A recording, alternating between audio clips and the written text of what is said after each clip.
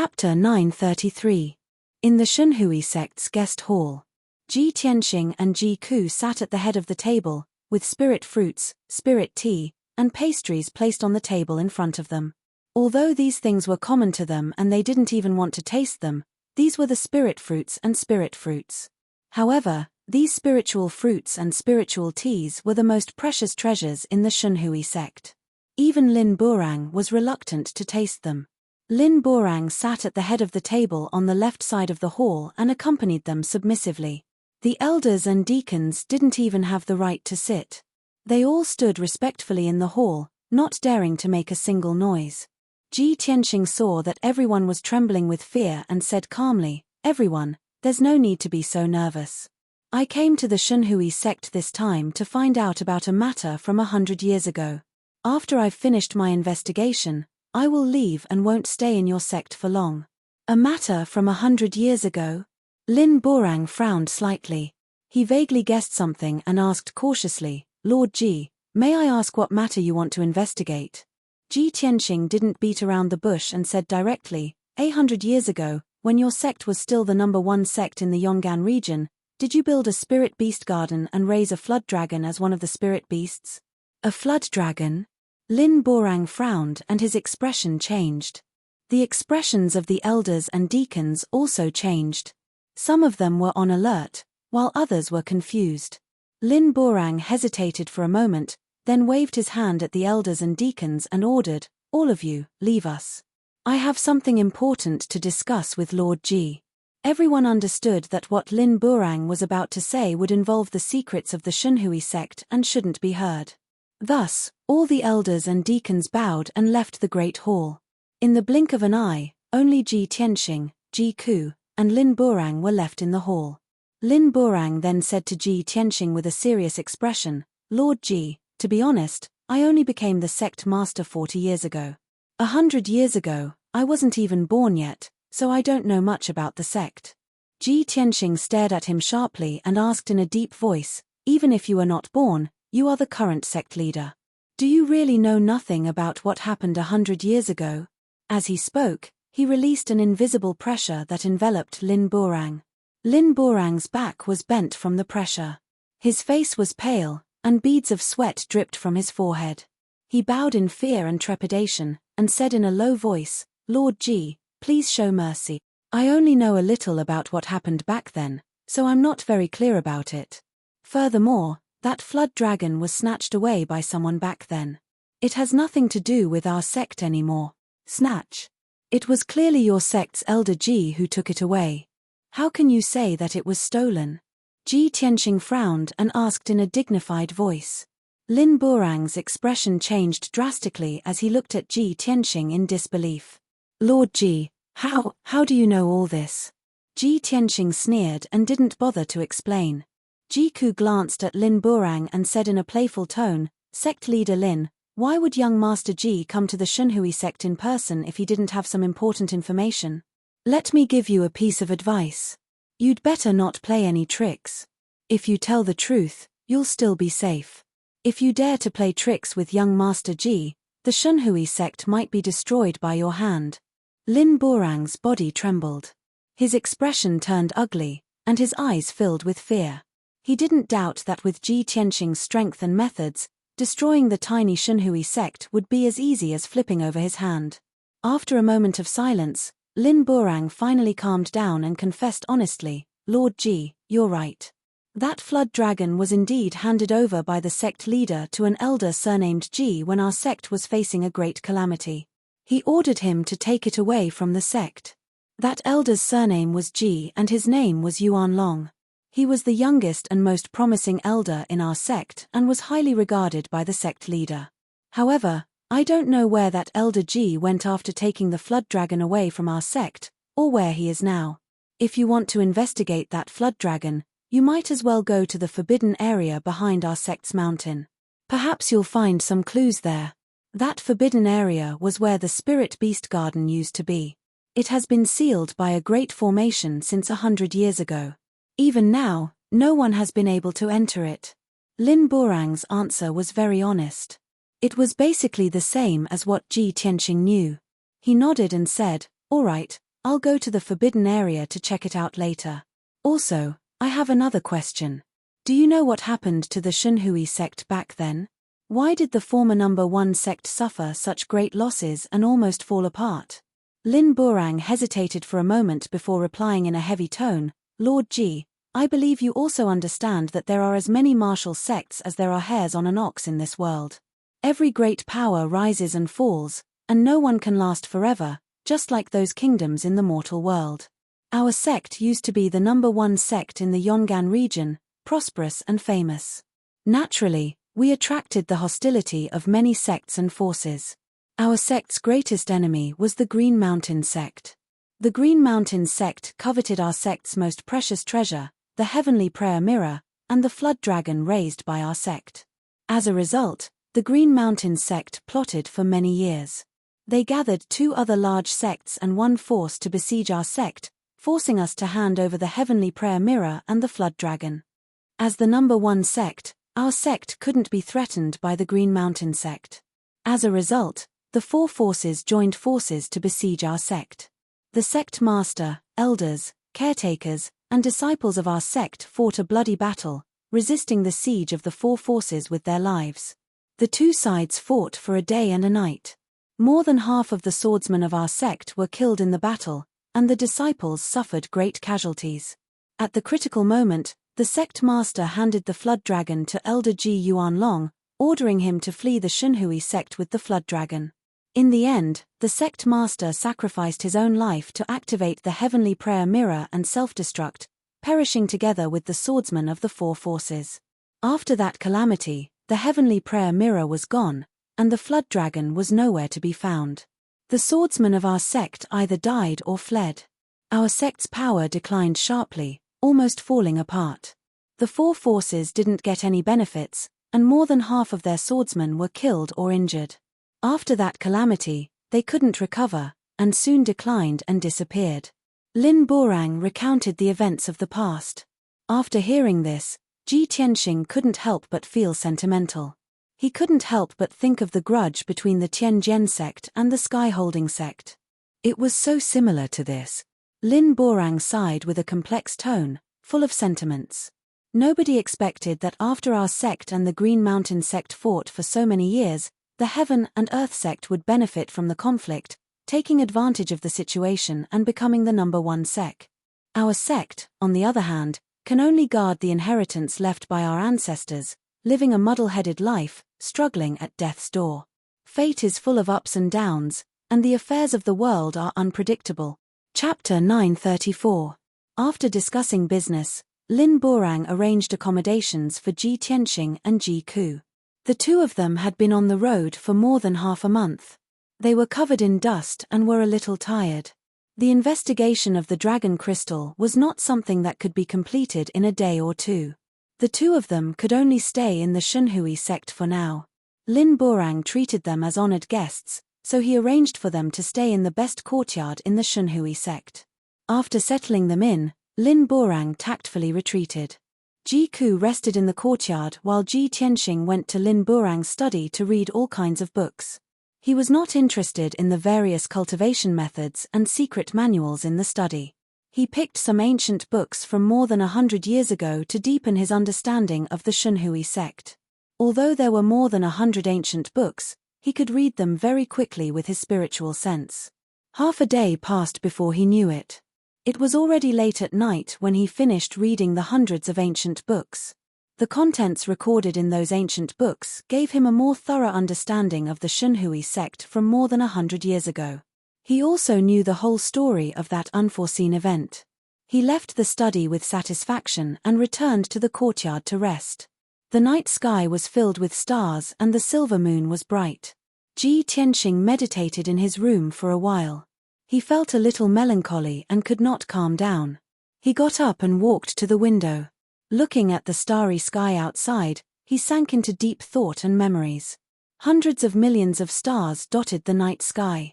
They shone brightly and flickered. Ji Tianxing looked at the stars in the night sky. Sorrow and longing welled up in his heart. He murmured to himself, "Legend has it that everyone is a star in the sky. I wonder which star is me and which star is Yarrow Yarrow." Yao Yao, where are you now? How are you doing? Are you like me, looking at the stars in the sky and thinking of me? The bright moon and the brilliance of the stars evoked the longing in his heart. He felt that the night was getting colder and colder. Even the air he breathed was cold and lonely. At the same time, in the snowy plains in the deepest part of the northern desert, a huge dark red river of blood surrounded a huge ice mountain that was 100 miles wide. At the peak of the ice mountain stood an ice crystal palace that had not melted since ancient times. It was the holy land of the demon race, the Heavenly Devil Palace. In the depths of the Heavenly Devil Palace, there was a spacious and solemn secret room. This secret chamber had not been opened for hundreds of years, but tonight, it was opened. The gemstone lamps on the walls lit up with a dark red light, illuminating the entire secret room with a hazy red light. In the middle of the secret room, there was a dark red blood pool with a radius of 10 meters. The pool was filled with an endless amount of dark red blood that was slowly flowing. This blood pool was connected to the sacred river outside the Heavenly Devil Palace and would never dry up. In the middle of the blood pool, there was a 3-meter-tall black altar. The altar was made of hundreds of top materials, and its surface was engraved with ancient demon characters and symbols, as well as 19 ferocious demon god patterns. At the top of the altar was a platform more than 3 meters long and 2 meters wide. A beautiful woman wearing a fiery red wedding dress and a phoenix coronet was lying quietly on the platform. She was Yun Yarrow, who had been captured by the Demon King. She had been unconscious the entire time, lying on the top of the altar with her eyes closed and her face pale. The dark red blood pool slowly flowed, releasing countless strands of dark red blood energy that gathered at the altar. The altar had been opened and was shining with a dark red light, and it was rippling with a violent, invisible energy. Thousands of strands of black demonic chi mixed with countless strands of dark red blood energy were wrapping around the unconscious Yun Yarrow and invading her body. Under the corrosion of the blood pool and the altar, her true essence was gradually dissipating, and her body was slowly changing. 3 tall and burly demons stood at the edge of the blood pool. The one in the middle was 10 meters tall, had 2 heads, white hair, and azure wings, and exuded a domineering aura. He was the ancient Demon King. The male demon to the left of the Demon King was covered in black armor, and only his eyes were exposed. He exuded a cold aura of death. He was the Demon Commander, Dark Knight Demon Commander. On the right of the Demon King was a burly man with 4 wings, 6 arms, and a single eye. He was the Sky Barbarian Demon Commander. The Demon King was holding a mysterious, pitch-black scepter in his hand. It was the Demon God Scepter. There was a strand of black chi at the top of the scepter. It was the Dream Demon.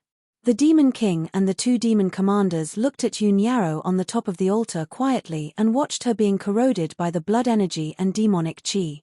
Their eyes were filled with anticipation. The Sky Barbarian Demon Commander stared at Yun Yarrow for a while and couldn't help but pout. He muttered in confusion, "I've heard that Yun Yarrow from the Cloud Spirit Palace is a famous genius in the middle ground. She's also one of the most beautiful women in the human race. I wonder what kind of taste the insects in the human race have. How can a woman like her be considered a beautiful woman? She's short and skinny, and her skin is frighteningly white. She's not tall and strong at all. Where does her beauty come from? In Bunchwai's eyes, she's so ugly that it's frightening." The Dream Demon nodded in agreement. "That's right. The lowly human race is so pitiful. They don't know what a real beauty is. Look at the women in the demon race. They're all tall and strong with strong muscles. They're filled with power. Their dark purple skin is covered with hair. That's what a beauty is." The Dark Knight Demon Commander remained cold and silent the entire time. However, from his eyes, it was clear that he agreed with the Dream Demon and the Sky Barbarian Demon Commander. The ancient Demon Emperor waved his hand and said in a dignified voice, "I took a huge risk and went to the middle ground personally to capture Yun Yarrow and bring her back to the Sky Demon Palace. So what if she's ugly? I want the Neptunian Divine Pearl. Ha ha. Yun Yarrow is regarded as a pure fairy by the insects in the human race, but I'm going to use the 1,000 demon blood pool and the samurai soul altar to change her and turn her into a subject of the demon race. After 49 days, she'll lose her humanity and become the blood god of the primordial evil demons. By then, she'll serve me wholeheartedly and use the power of the Neptunian divine pearl to remove the curse and shackles of my people. I'm going to make her the saintess of my people so that she can change the fate of my people, help me revive the demon race, and realize my revenge. The Sky Barbarian Demon Commander nodded and smirked when he heard the ancient Demon Emperor's words. He. His Majesty the Devil Emperor is wise and mighty, unparalleled in this world. The fairy of the human race is going to become the saintess of my people. She's willing to serve us. If the Cloud Spirit Palace and the Imperial Court of the human race hear about this, they'll be so angry that they'll vomit blood, right? The Dream Demon was also excited. Yoon Yarrow has killed so many of our warriors, but she's going to serve us in the future and fight against the human race. Chapter 935. It was late at night. Ji Tianxing stood by the window for 2 hours before he gradually calmed down. It wasn't until dawn that he returned to his bed to meditate. 6 hours later, it was dawn. After daybreak, he ended his cultivation. He took out the black dragon sword and placed it on the table, asking, "Little black dragon, do you remember anything about this place?" The black dragon sword transformed into a little black dragon with a whoosh, revealing its 2-meter-long body and dancing in the air. The little black dragon circled around the room and even flew into the sky to observe for a while before returning to Ji Tianxing. "Old Ji, I vaguely remember living here for a few years when I was young. However, this place is a bit different from what I remember, so I can't be sure." Ji Tianxing nodded and left the courtyard with the little black dragon. Ji Ku stayed in the courtyard to rest while he brought the little black dragon to the forbidden area behind the Godseal Peak. This forbidden area was 15 kilometers away from the Godseal Peak. 100 years ago, it was the Divine Hui sect's Spirit Beast Garden. However, after that great battle, the Spirit Beast Garden had long been reduced to ruins. When Ji Tianxing arrived at the ruins, he saw that the area was filled with jagged rocks and earth, as well as thorny undergrowth and weeds. A flock of colorful birds were chirping on the branches of the forest. A few low-level demon beasts were passing through the forest, their pace languid and leisurely. It was obvious that this area was the Divine Hui sect's forbidden area. Sect disciples were forbidden from approaching it. Even sect master Lin Burang and the elders and deacons rarely came here, and no one had ever entered the forbidden area before. Ji Tianxing used his spiritual sense to investigate the area and found some clues. He also guessed the reason. The ruins within 15 kilometers, as well as the underground beneath the ruins, were all sealed by a Grand Heaven Origin formation. This was a top-notch Grand Heaven Origin formation. It was made up of 4 overlapping Grand Heaven Origin formations and used 3 profound formation techniques. Only a top-notch array Dao Grandmaster would be able to break this sealing array. In the Shunhui sect, only Lin Burang had reached the Sky Origin stage, and he was only at the 2nd level of the Sky Origin stage. With his strength and knowledge, it was obviously impossible for him to break this top-notch Grand Chenyuan array. Ji Tianxing didn't waste any more time. He hurriedly opened his Pure Heart Dharma Eye and executed his Array Dao Lost Art. He began to crack this sealing grand array. Although the structure of the formation and the method of setting it up were very profound and complicated. However, this was not a problem for him at all. When he had not yet reached the Sky Origin stage, he had already broken the seal of the Dragon Mountain Tomb. The grand formation left behind by Emperor Yi was many times more profound than this sealing grand formation. In just an hour's time, Ji Tianxing had successfully cracked the seal formation. The forest in front of him, which was originally empty, suddenly lit up with a dazzling white light, condensing into a door of light. Shua. Ji Tianxing stepped through the door of light without any hesitation. He brought the little black dragon through the sealing array and into the forbidden grounds. The forbidden grounds were hidden in the forest. It was very well hidden and could not be seen from the outside. The ground was overgrown with weeds and littered with gravel and dirt. Broken and decayed weapon fragments could be faintly seen in some cracks. In the depths of the forest, some broken walls and half-broken statues could be vaguely seen. The forbidden grounds were deathly silent. Apart from Ji Tianxing and the little black dragon, there was nothing else alive. Ji Tianxing slowly walked deeper into the forbidden grounds. His sharp eyes scanned his surroundings, and he released his spiritual sense to investigate a radius of 1,000 meters. The little black dragon followed closely behind him, its eyes darting about as it curiously observed its surroundings. Little black dragon, this was the spirit beast garden from back then. Do you still remember it? The little black dragon nodded and said in a muffled voice, I vaguely remember a little, but this place has been reduced to ruins. I can't recognize it anymore. Ji Tianxing did not say anything else. He led the little black dragon deeper into the forbidden grounds. As he went deeper into the forbidden grounds, he saw more and more traces and remains. Not only were there many statues and broken walls, there were also the remains of human martial artists, the fragments of various weapons, and the corpses of spirit beasts. From these traces, one could see just how desperate the battle that had taken place here back then had been. 2 hours later, Ji Tianxing had investigated an area with a radius of 30 li. He saw countless traces of battle, but he was unable to find any useful clues. Thus, he went underground and continued to investigate the ruins. The underground was gloomy and devoid of light. Craters and broken tunnels were everywhere, and there were many traces of battle. The corpses of spirit beasts and martial artists were piled up here. Ji Tianxing spent 6 hours investigating the underground and found a few scattered clues. By the time he left the forbidden grounds with the little black dragon and returned to his residence, it was already afternoon. Ji Ku had already finished his cultivation and was waiting in the reception room for his return. Upon seeing him enter the reception room, Ji Ku hurriedly came up and asked in concern, Big brother Tianxing, what's the situation like? Have you found any clues and information?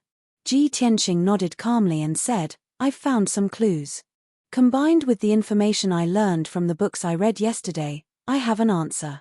When the great grandmaster of the Ji family left with the little black dragon, the dragon crystal was still in the little black dragon's body. However, when the great grandmaster of the Ji family fled from the Yonggan region and headed to the Tianchen region, he was pursued by a large number of highly achieved swordsmen.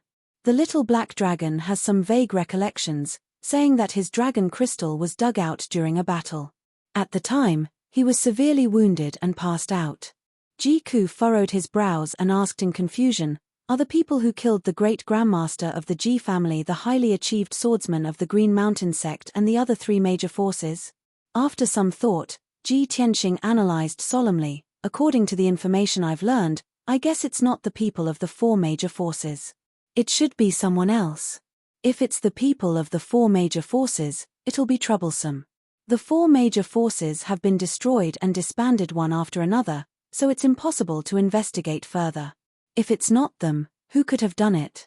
Ji Ku's brows furrowed tightly, feeling even more puzzled. Ji Tianxing's lips curled into a smile as he said calmly, if I'm not wrong, it should be the Chenkuan sect who did it. After all, the Heaven and Earth sect is the biggest winner in this battle. It's very likely that they'll sit on the mountain and watch the tigers fight while the 2 sides fight, and then launch an attack afterwards. That makes sense. Ji Ku nodded in agreement and asked, Big brother Tianxing, what are you going to do then? Are you going to the Heaven and Earth sect to continue the investigation? Ji Tianxing thought for a while and said with a smile, this is only our guess. We don't have any clues or evidence, so how can we continue the investigation? We'll pay a visit to the Heaven and Earth sect and ask the sect master of the Heaven and Earth sect about this matter. I remember that the heavenly concubine and Suan is the principal disciple of the Heaven and Earth sect. Chapter 936. Ji Tianxing made up his mind and left the Shunhui sect with Ji Ku. When the 2 of them left, Lin Burang and the other elders and deacons all respectfully sent them off. When the 2 of them flew into the sky and disappeared into the distance at lightning speed, Lin Burang and the others heaved a sigh of relief as if a heavy burden had been lifted from their shoulders. It was not only a great honor for them to have someone as honorable as the Tianchen territorial lord stay in the Shunhui sect, but it was also a great pressure. In the past 2 days, Lin Burang and the other elders and deacons were on tenterhooks. They were afraid that something would go wrong. Fortunately, Ji Tianxing and Ji Ku had finally left, and the heavy burden in their hearts had finally been lifted. The Chenkuan sect was the most powerful sect in the Yong'an region. It was located in the Taiwu mountain range, which had a top-notch spiritual vein. In the past few decades, the Chenkuan sect's power had grown rapidly. It was now at its peak. The entire Taiwu mountain range was the Chenkuan sect's territory. There were dozens of villages and a few cities with at least 2 million citizens. They all worked for the Chenkuan sect. The Chenkuan sect had more than 30,000 disciples and servants. It was said that they had 8,000 outer sect disciples, more than 1,000 inner sect disciples, and more than 100 elders and deacons. Furthermore, the Chenkuan sect had 3 ethereal cultivation stage cultivators guarding it. The Chenkuan sect dominated the Yong'an region. They were powerful enough to intimidate dozens of kingdoms and hundreds of forces. After the emperor's concubine selection, the Chenkuan sect's status skyrocketed because of the relationship between the emperor and the imperial court. In the past, no matter how powerful the Chenkuan sect was, they still had to rely on the Yong'an region lord. Ever since the first disciple of the Chenkuan sect, Suan, was chosen as the heavenly concubine, the Chenkuan sect's status skyrocketed. They were now on par with the Yong'an region lord. It was said that even the Yong'an region lord had to be respectful to the Chenkuan sect. After all, the Chenkuan sect had the emperor and the imperial court as their backing. Who would dare to offend them? The Heaven and Earth sect's reputation was no longer limited to the Yong'an region. It had even spread to the surrounding regions. It had become the most favored and most prosperous sect in the 9 southern regions. This information was obtained by Ji Tianxing and Ji Ku after they arrived at the Taiwu mountain range. When Ji Ku heard this news, he was worried. He transmitted a message to Ji Tianxing, "Brother Tianxing, Chenkuan sect is like the sun in the sky now. They are extremely arrogant and despotic. If we go and look for Chenkuan sect head like this, what if they don't buy it and don't give us any face?" Ji Tianxing wasn't worried at all. He smiled faintly and said, "If we can't talk nicely, then we can only talk with our fists. Strength is the absolute truth. A mere Chenkuan sect could only reign supreme in the southern region. Could it be that they would dare to bully us? If Chenkuan sect doesn't know what's good for them, I don't mind teaching them a lesson to wake them up." Ji Ku looked at him. His clear eyes shone brightly as he smiled and said, "Brother Tianxing, you are becoming more and more domineering." Ji Tianxing smiled and waved his hand. He explained, "I'm not domineering. I'm just in a hurry." The two of them chatted as they flew in the sky. Before long, the two of them arrived at the center of the Taiwu mountain range. They landed at the foot of the Taiwu mountain. This was a towering mountain that was 1,000 feet tall. It was also the core of the spiritual vein. The heaven and earth spiritual energy was extremely dense. At the foot of the mountain was a huge square. It was clean and tidy and looked majestic. Hundreds of young martial artists were queuing up in the square. They were filled with anticipation as they waited for their strength to be tested. These people were all young talents from various countries. They all dreamed of becoming a disciple of Chenkuan sect. From then on, they would have a meteoric rise. At the very least, if they could become a servant in Chenkuan sect, they would have a chance to be promoted to an outer sect disciple and change their fate. A few deacons in black robes were sitting behind a long table with their heads held high, testing the young warriors' strengths, realms, and talents one by one. These deacons had arrogant looks on their faces. They didn't even look at the young martial artists. If they didn't like the young martial artists, they would hurl insults at them. A few young martial artists who were filled with anticipation but failed the test were scolded by the deacons. They were too agitated and delayed the queue.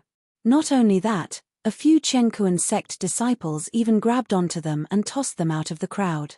Those young martial artists who were humiliated could only bear with it and leave pathetically.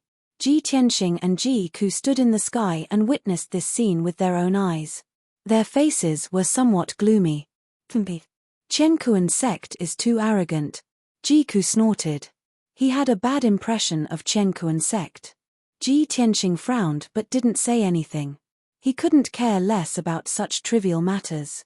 He flew across the square with Ji Ku and landed at the mountain gate halfway up the mountain. The mountain gate, which was 100 meters tall, was majestically carved. The words Chenkuan sect were written on it in flamboyant calligraphy. It exuded a grand and majestic aura. There were 36 young disciples in white robes standing guard at the foot of the mountain gate. These disciples were all at LV5 or LV6 of the mystic enlightening realm. They carried swords on their backs and looked arrogant. When Ji Tianxing and Ji Ku walked towards the mountain gate, a young disciple who was about 30 years old extended his hand to stop them. This person was the captain of the guards. He was at LV8 of the mystic enlightening realm. He had a majestic aura and his eyes were sharp. He looked at Ji Tianxing and Ji Ku expressionlessly and asked in a deep voice, "Who are you?" Ji Tianxing didn't say anything. He looked at the scene behind the mountain gate calmly. Ji Ku was displeased with the Chenkuan sect. He said arrogantly, "Go and report to your sect leader that the Tianchen territorial lord has arrived with the demon tribe's princess. Ask him to come and welcome them." The captain of the guards was stunned. He looked at Ji Ku and Ji Tianxing in a daze. After a while, he came back to his senses. He shouted angrily, "Bastards! Who are the two of you? How dare you fool me like this?" The 30 over white-robed guards at the foot of the mountain gate couldn't help but laugh mockingly. "Ha ha ha! What a joke! The Tianchen territorial lord and the demon tribe's princess have arrived. These two are really good at making things up. Hee hee. How dare these two reckless fellows come to our Chenkuan sect to deceive us? They must be tired of living. This man and woman are so young. How dare they fool us and ask to meet our sect leader? Why don't they take a piss and look at themselves in the mirror? Sigh. Our sect has been flourishing in recent years. Many commoners dream of joining our sect. They are willing to take the risk and come up with all sorts of schemes." Chapter 937. Many of the guards roared with laughter as they looked at Ji Tianxing and Ji Ku with ridicule and contempt. Ji Ku immediately frowned. Her eyes were filled with anger as she was about to scold the crowd. Ji Tianxing gently waved his hand, indicating that she did not need to say anything. He looked coldly at the captain of the guards. His eyes were sharp as he said in a dignified tone, "Let me give you a piece of advice. Immediately report the news to your sect leader. I will only give you this one chance. Don't make a mistake." With that, he ignored the captain of the guards and turned his back to the mountain gate, waiting silently. The captain of the guards was stunned once again. He furrowed his brows and thought about it with complicated feelings. He instinctively did not believe that Ji Tianxing and Ji Ku were the Tianchen region lord and the demon princess. This was simply too absurd.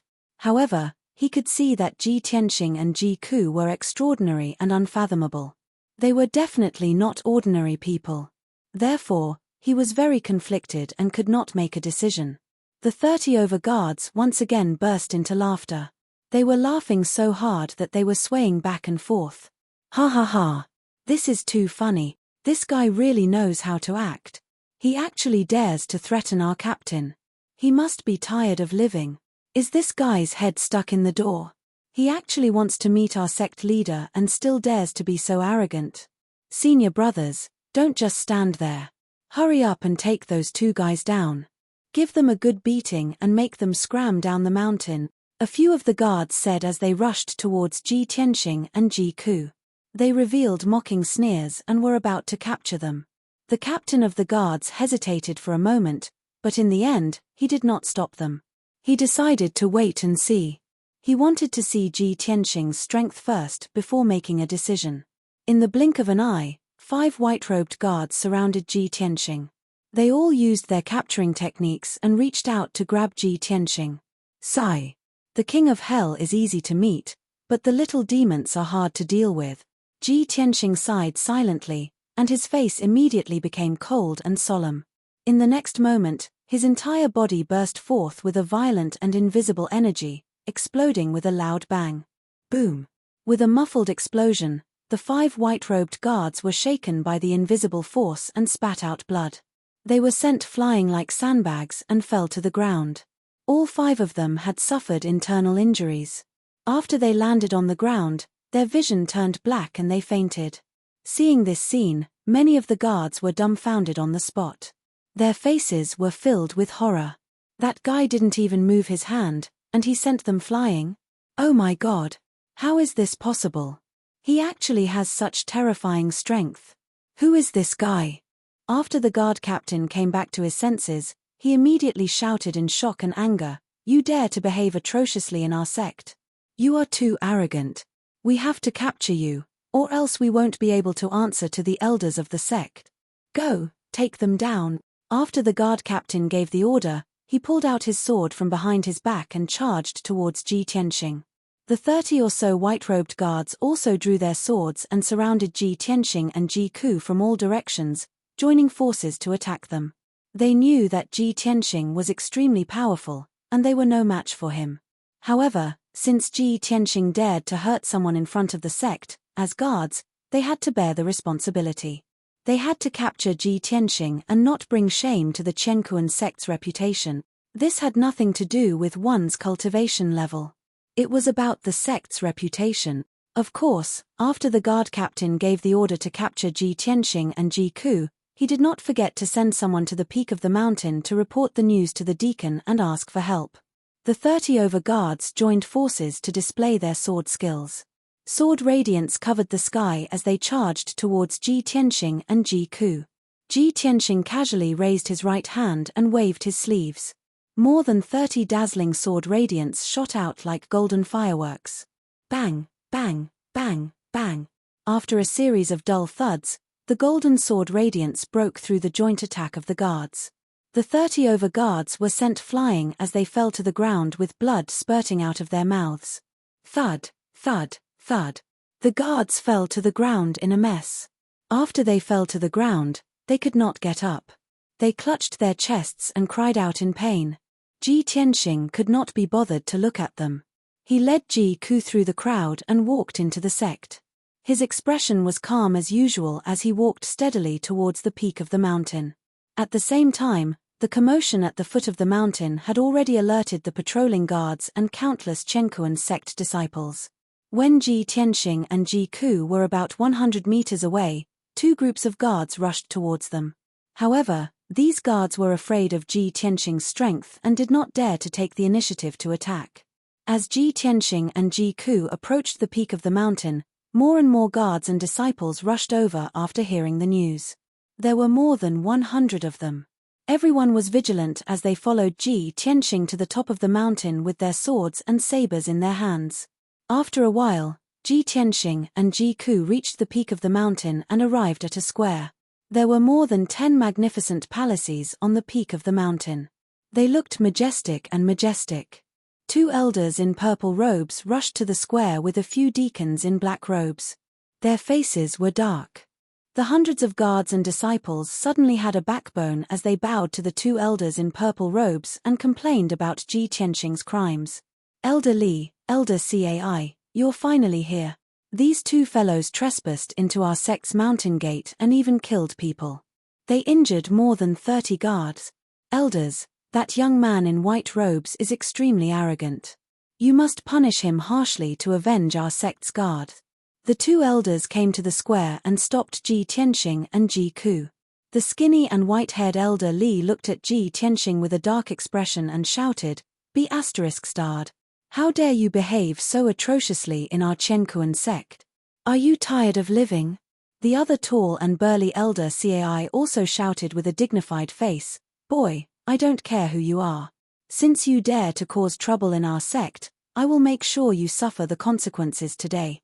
Although the other deacons in black robes didn't say anything, they were filled with animosity. They quickly spread out and surrounded Ji Tianxing and Ji Ku. Their bodies were filled with powerful energy, ready to launch a thunderous attack at any time. Ji Tianxing glanced at the two purple-robed elders indifferently and said in a cold tone, "I came here to visit the Qiankuan sect leader and ask the guards to report the news out of good intentions. However, they dared to spout nonsense and even tried to attack me. I only taught them a lesson and didn't kill them. That's already very merciful of me.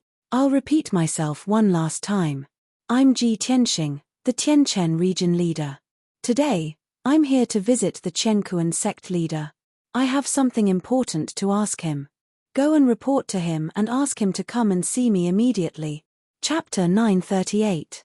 Ji Tianxing's voice was not loud and there was no anger in it. However, his voice was powerful and majestic. It was like a heavy hammer that hit the hearts of the people. The two elders, a few deacons, the guards, and the disciples felt their hearts beat wildly and their faces changed. Tianchen region leader Ji Tianxing? Is he the emperor's son whose name shook the world? He is Ji Tianxing. How is that possible? The legendary Tianchen region lord, Ji Tianxing, is very young, handsome, and in high spirits. This person fits the description. What should we do? The Tianchen region leader has come to our sect. What is he trying to do? The guards and disciples started to discuss among themselves as they looked at Ji Tianxing with complicated expressions. There was some reverence, but also some suspicion and wariness. The faces of the two elders were also very ugly. They looked at each other and secretly exchanged opinions. Then, they made up their minds. Elder Li suppressed the shock and fear in his heart and said to Ji Tianxing sternly, "Young Master Ji, although you are the emperor's son and the Tianchen region leader, you have a noble status. However, this is not Zhong province or your Tianchen region. This is Yong'an region. Our Qiankuan sect is the most powerful sect in Yong'an region. We are not a small sect that anyone can bully. Young Master Ji has come to visit our sect leader. However, you are not sincere at all. Instead, you are so arrogant and you even injured our guards. This is an insult to our sect. Young Master Ji, would you be polite to someone who has insulted you? Do you think our sect leader would still want to see you after you have insulted our sect?" Elder Li's words were spoken in a rhythmic manner. His voice was full of emotion and was very imposing.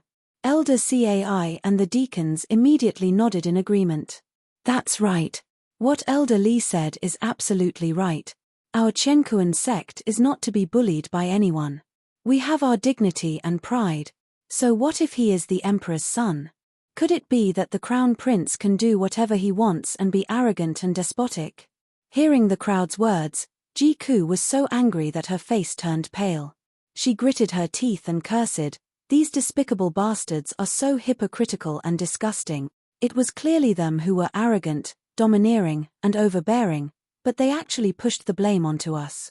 How despicable." Ji Tianxing did not get angry. He looked coldly at Elder Li and asked in a dignified tone, "So, you are asking me to leave?" Elder Li grinned and sneered arrogantly, "Haha, it's good that you understand.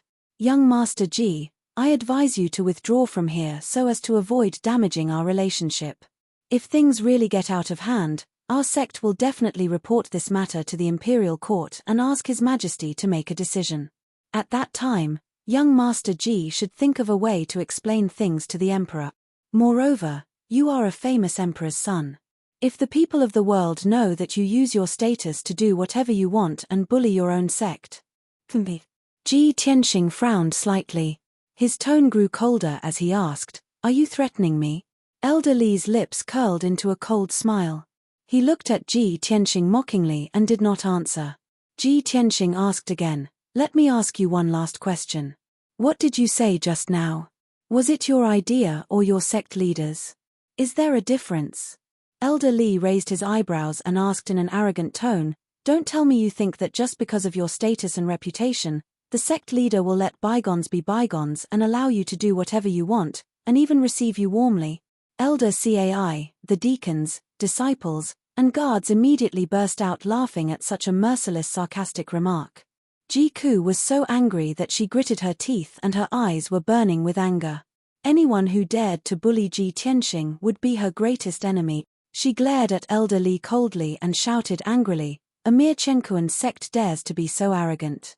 What an eye-opener, and you old bastard, you look so smug and arrogant. You're really disgusting." Elder Li's expression immediately changed, and a cold light flashed in his eyes. "Who the hell are you, you lowly servant girl? How dare you insult me? Do you think that just because you are Ji Tianxing's servant, you can insult others? You." Ji Ku was suddenly enraged, her entire body surging with anger and majestic true qi. Before she could fly into a rage, Ji Tianxing, who was beside her, brazenly attacked. Swoosh! In a flash, he turned into a golden shadow and appeared in front of Elder Li. He raised his hand and slapped Elder Li. Everyone's vision blurred. They couldn't see Ji Tianxing's movement clearly. They didn't even know what had happened. With a pa sound, Elder Li flew out diagonally. He rolled and fell 10 meters away. With a putong sound, he smashed onto the ground. Half of his face was swollen like a pig's head. A few white teeth fell out of his mouth and blood bubbled out. Seeing this, everyone was stunned. They widened their eyes and stared at Ji Tianxing in disbelief. The square was dead silent. Elder Li sat on the ground in fear. He covered his swollen face with both hands and stared at Ji Tianxing. You bastard, how dare you attack me? Other than fear, his heart was filled with humiliation and anger. His entire body was shaking. Ji Tianxing actually sent him flying with a single slap in front of all the elders, deacons, and disciples. This was definitely an unforgettable humiliation in his life. Unparalleled anger and humiliation filled him with murderous intent. His eyes became dark red and bloodshot. He couldn't wait to kill Ji Tianxing. Ji Tianxing looked at him expressionlessly and said in a cold tone, "How dare you insult the princess of the demon imperial court? You deserve to die. You should feel lucky that Prince Kunwu is not here. Otherwise, your head would have fallen to the ground." How could Elder Li, who was extremely angry, listen to these words? He jumped up from the ground and let out an angry roar. He pounced on Ji Tianxing crazily. "Everyone, go and take him down." Ji Tianxing frowned and shouted in a low voice, "You're courting death." As he spoke, he lifted his right leg and viciously kicked Elder Li in the chest. Bang! Crack!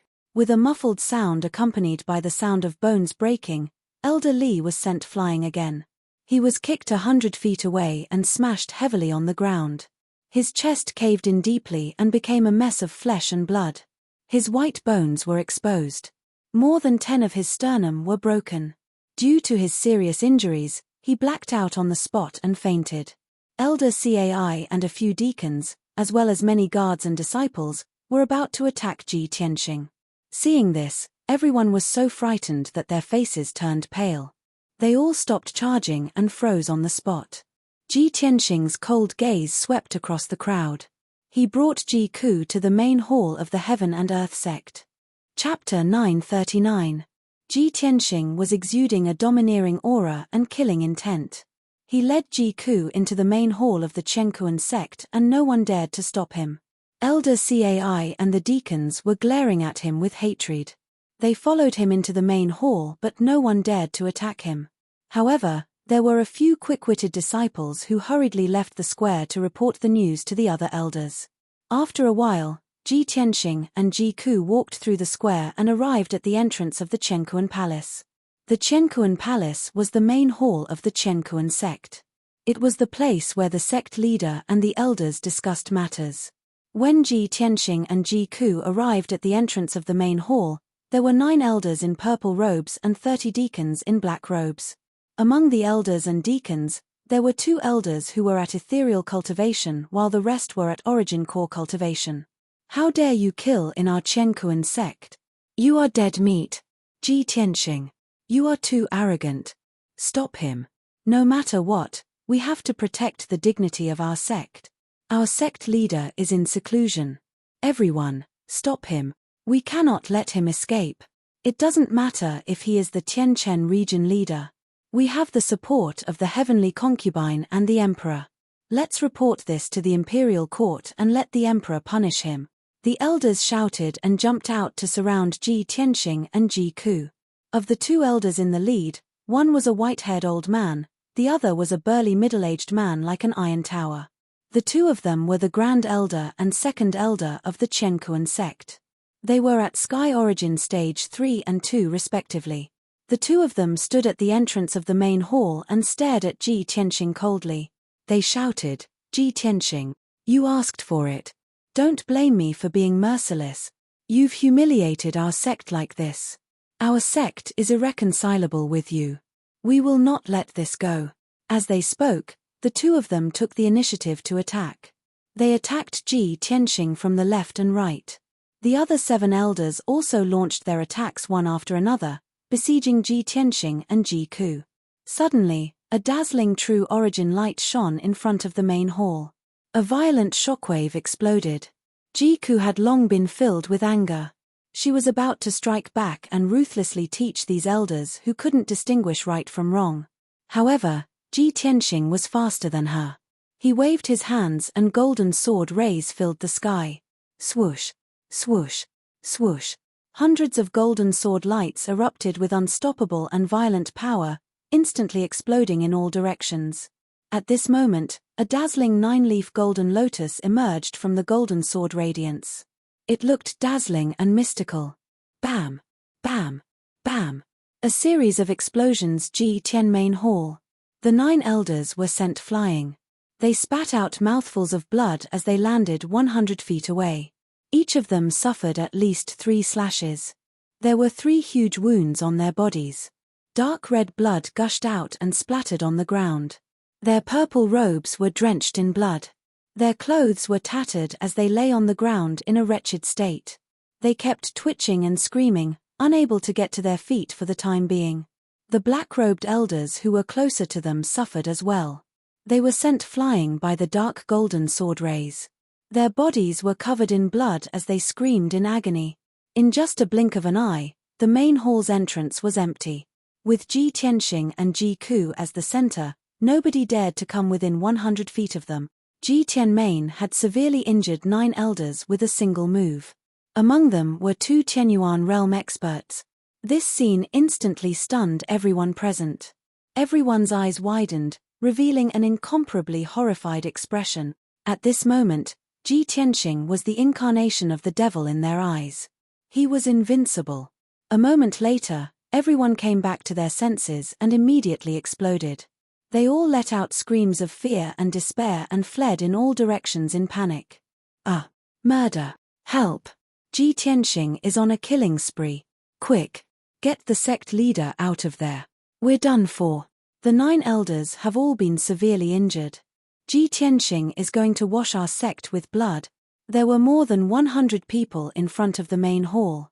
However, all of them ran away in just a blink of an eye. The remaining 9 elders and a dozen elders were severely injured. They lay on the ground covered in blood. There was no way they could escape. Ji Tianxing did not want to waste any time. He grabbed a black-robed elder and shouted, "Where's your sect leader cultivating in seclusion? Bring me to him." The black-robed elder was scared out of his wits. When Ji Tianxing grabbed him, his face turned pale. He was sweating profusely as he trembled. I know. I'll bring you to him. Please. Don't kill me. Sect leader. Sect leader is at the back. In the secret chamber of the Qian Tian Palace. Ji Tianxing grabbed the black-robed elder and walked towards the Qian Tian Palace. At this moment, in the sky above the Palace of Cosmos, a streak of colorful light flew past, and an extremely anxious and worried roar burst out. Stop! In the next moment, a middle-aged man in a long golden robe, with a burly figure and a dignified appearance, descended from the sky and landed in front of the main hall. The man in the golden robe was the sect leader of the Qian Tian Palace, Kong Tianxin. Previously, he had been cultivating in seclusion in the secret chamber of the Qian Tian Palace. Just now, one of the elders knocked on his door and woke him up. The elder then reported the situation to him. When he heard that Ji Tianxing had come to the Qian Tian Palace and had a conflict with the elders, he rushed over. However, when he landed in front of the door of the main hall and saw the situation clearly, he realized that he was too late. The ground in front of the main hall was filled with cracks and gullies. Many elders and deacons were lying on the ground with blood all over their bodies. They were groaning and screaming in pain. Seeing this scene, Kong Tianxin was both furious and shocked. Her face was extremely ugly. Ji Tianxing threw away the deacon in his hand and looked at Kong Tianxin coldly. He asked in a deep voice, "You are the Chenkuan sect leader?" Kong Tianxin looked at him as well. When he saw who he was, his eyes widened. He looked as if he was facing a great enemy. "You are Ji Tianxing, the territory leader of the Tianchen territory?" Ji Tianxing nodded and his lips curled into a cold smile. He said mockingly, "Sect leader Kong, your Chenkuan sect has been arrogant recently." Kong Tianxin's expression changed, and she asked in a low voice, young Master Ji, why do you say that? Our Qian Tian Palace leader is just a small name in the Yong'an territory. How could we be worthy of your attention? Moreover, our Qian Tian Palace leader has never offended you before. Why are you? Ji Tianxing laughed coldly. He. Sect leader Kong, you don't have to be so humble. What you just said is completely different from what the elders, deacons, and disciples of your Qian Tian Palace leader have said. Qian Tian Palace leader is now the most powerful sect in the Yong'an territory. Their first disciple, An Suan, is now a heavenly lady. Chapter 940. Upon hearing Ji Tianxing's words, Kong Tianxin's expression changed. The Qiankuan sect had been living in seclusion for a long time. Most of them were ignorant of the situation in Zhong Plains. In the entire Qiankuan sect, he was the only one who knew the situation in Zhong Plains. Of course, he knew that no matter how powerful the Qiankuan sect was, they had no right to look down on the emperor's son. Especially when the emperor's son was the #1 prodigy of the human race, the territory lord who was personally selected by the emperor himself. Kong Tianxin lowered his head and bowed to Ji Tianxing. He put on a fearful expression and quickly explained, "Why do you say that, young Master Ji? Our disciple, An Suan, has indeed become a heavenly lady. However, we would never dare to be arrogant and disrespect the territory lord because of this." Ji Tianxing looked at him with a cold smile. He did not want to waste his breath on him. Many elders and deacons crawled up from the ground, covered in blood, and surrounded Ji Tianxing and Kong Tianxin in the middle. Initially, when they saw Kong Tianxin's arrival, they thought that they would finally be able to vent their frustrations. However, they did not expect Kong Tianxin to not only not be angry, but he also did not dare to do anything to Ji Tianxing. Instead, he acted submissively. All the elders and deacons felt humiliated and angry. They did not understand what was going on. The Grand Elder, who was the leader of the elders, shouted angrily, "Sect leader, Ji Tianxing is the one who bullied us. He thinks that he is the territory lord of Tianchen and does not respect our Qiankuan sect. Not only did he barge into our sect, injuring more than 30 guards, but he also injured Elder Li and knocked him unconscious. We tried to stop him, but he attacked us without saying a word and injured all of us. Sect leader, you must not be fooled by him and you must not yield to him." The other elders also chimed in, accusing Ji Tianxing of his crimes with righteous indignation. "Sect leader, Ji Tianxing has gone too far. Qiankuan sect will not allow him to humiliate us. Otherwise, we will lose face. Sect leader, Ji Tianxing is so arrogant and despotic. Are we going to swallow this humiliation? You should report this matter to the heavenly concubine now. The heavenly concubine will definitely seek justice for our sect. Yes, the Son of Heaven and His Majesty the Emperor will definitely not allow Ji Tianxing to bully our sect like this. Sect leader, if you don't bring Ji Tianxing to justice today, how can our Qiankuan sect establish itself in Yong'an region in the future? Wouldn't he be ridiculed by the world?" When Ji Tianxing and Ji Ku heard the elders' cries of pain, they looked on with disdain. Kong Tianxin, on the other hand, was so angry that he was trembling. His face was as black as the bottom of a pot, and his eyes were filled with ferocity. He glared at the few elders and growled with a voice that sounded like muffled thunder, "Shut up. A bunch of bastards. You've committed such a grave mistake, yet you still dare to distort right and wrong." All the elders and deacons were stunned. Their eyes widened in disbelief as they stared at Kong Tianxin. They thought that they had heard wrongly. They could not believe what they had just heard. When the Grand Elder regained his senses, he said in a low voice, "Sect leader, how could you be so foolish? We, Qiankuan sect, have our pride and dignity." Before he could finish, Kong Tianxin waved his hand and interrupted him, "Grand Elder, shut up." The Grand Elder's body froze. He glared at Ji Tianxing and gritted his teeth. However, there was nothing he could do. The rest of the elders and deacons were also glaring at Ji Tianxing. They were so angry that they could only suppress their anger. The atmosphere was extremely tense. Both sides could erupt into an even deeper feud at any time. At such a critical juncture, if Qiankuan sect did not handle this matter well, they would be severely injured or even destroyed. Kong Tianxin lived up to his name as the sect leader. He was extremely intelligent and shrewd. He took a deep breath and suppressed his anger. With a calm expression, he looked at Ji Tianxing and said respectfully, "Young Master Ji, our disciples have indeed offended you in this matter. I, Kong, would like to apologize to you on behalf of my disciples. However, we have no intention of offending you. There must be some misunderstanding. Please go to the guest hall and rest for a while." This Kong Tianxin is able to endure what others cannot. He is very far-sighted and knows the big picture. He is indeed someone. Ji Tianxing thought to himself. However, he did not show it on his face and nodded. After that, Kong Tianxin sent 2 guards to bring Ji Tianxing and Ji Ku to the guest hall. After the 2 of them left, Kong Tianxin turned to the elders and deacons and said, "All of you, follow me to the secret chamber and explain everything." After that, he led the elders and deacons into the secret chamber on the left side of the meeting hall. The secret chamber was dimly lit and was protected by a powerful formation. There was no need to worry about being eavesdropped on. Kong Tianxin was the first to enter the secret chamber. He sat on a large jade chair and looked at everyone sternly. "What the hell is going on? Tell me everything from the beginning to the end." Not a single word of falsehood. The elders and deacons stood still in the secret chamber. They looked at each other but no one dared to say anything. After all, most of them only rushed to help after hearing the news. They did not know the cause and details of the incident. Just as the Grand Elder was about to speak, Kong Tianxin glared at him and said, "Grand Elder, you better shut up. You were the last to arrive. There is no way you know the cause of the incident." Kong Tianxin's words made the Grand Elder choke on his words. He was so angry that his face turned red. After a while, a deacon in a black robe stepped forward. He was covered in blood and had a bloody nose and a swollen face. He said timidly, "Faction leader, I was guarding the mountain gate today. I was inside the mountain gate when the incident happened. I saw it with my own eyes.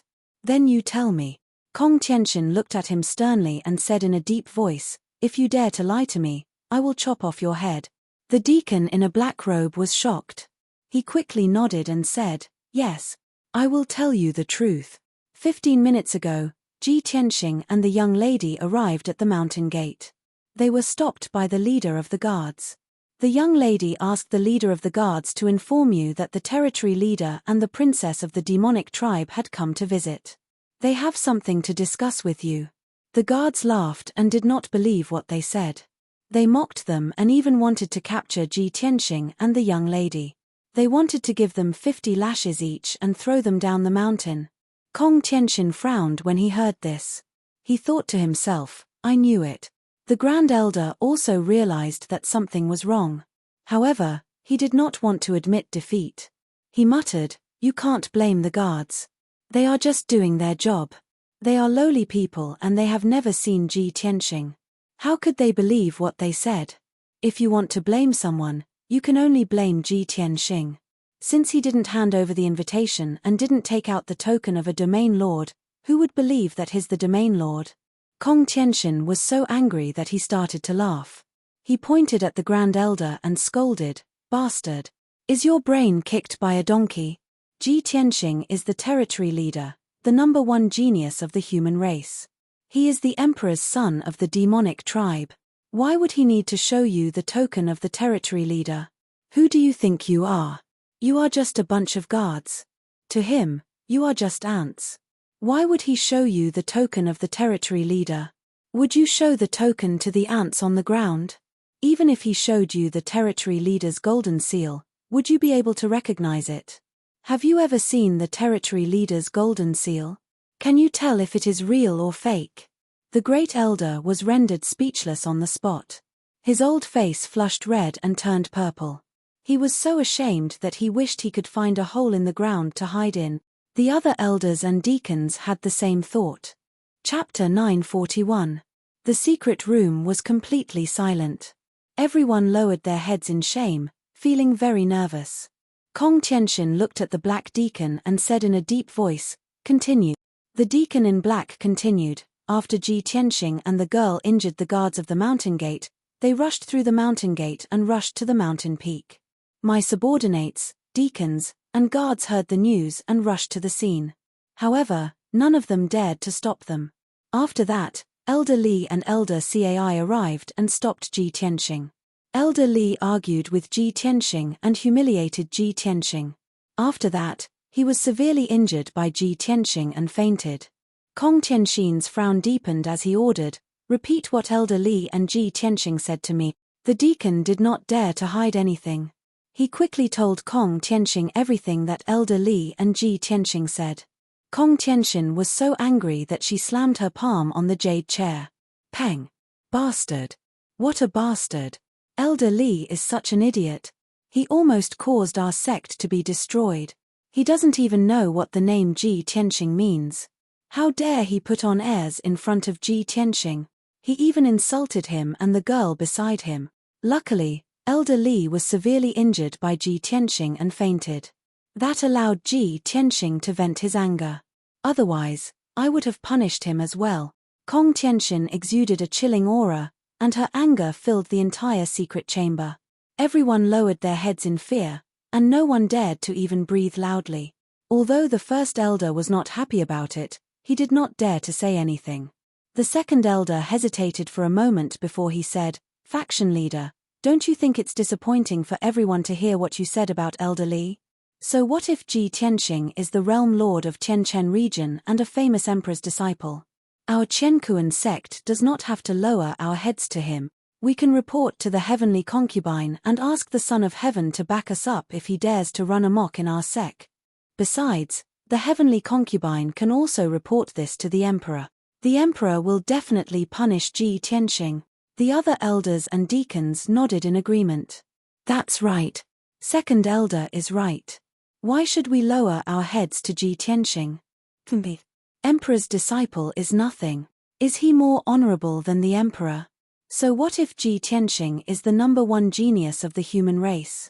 The emperor's disciple can decide his life and death." Kong Tianxin stared coldly at the elders and deacons. Suddenly, she was so angry that she let out a sneer. "Ha ha ha ha. You bunch of frogs at the bottom of a well. Have you been blinded by false reputation? Have you been blinded by lard? The Yong'an region lord is only being polite to us because of the heavenly concubine and the emperor. Do you really think that Ji Tianxing is the same as the Yong'an region lord? You don't even know the situation in Zhong state. You don't even know how high Ji Tianxing's position in the human race is. And Suan is indeed the heavenly concubine, but you don't even know that the emperor doesn't like her at all. Has the emperor ever come to our sect? Has he ever sent any gifts or letters to our sect? If it weren't for Ji Tianxing and Yun Yarrow, the heavenly concubine would have been locked up in the cold palace. You wouldn't be able to sit here and act so smug." The elders and deacons were dumbfounded when they heard the shocking news. The second elder's expression changed drastically, and his entire old face turned red.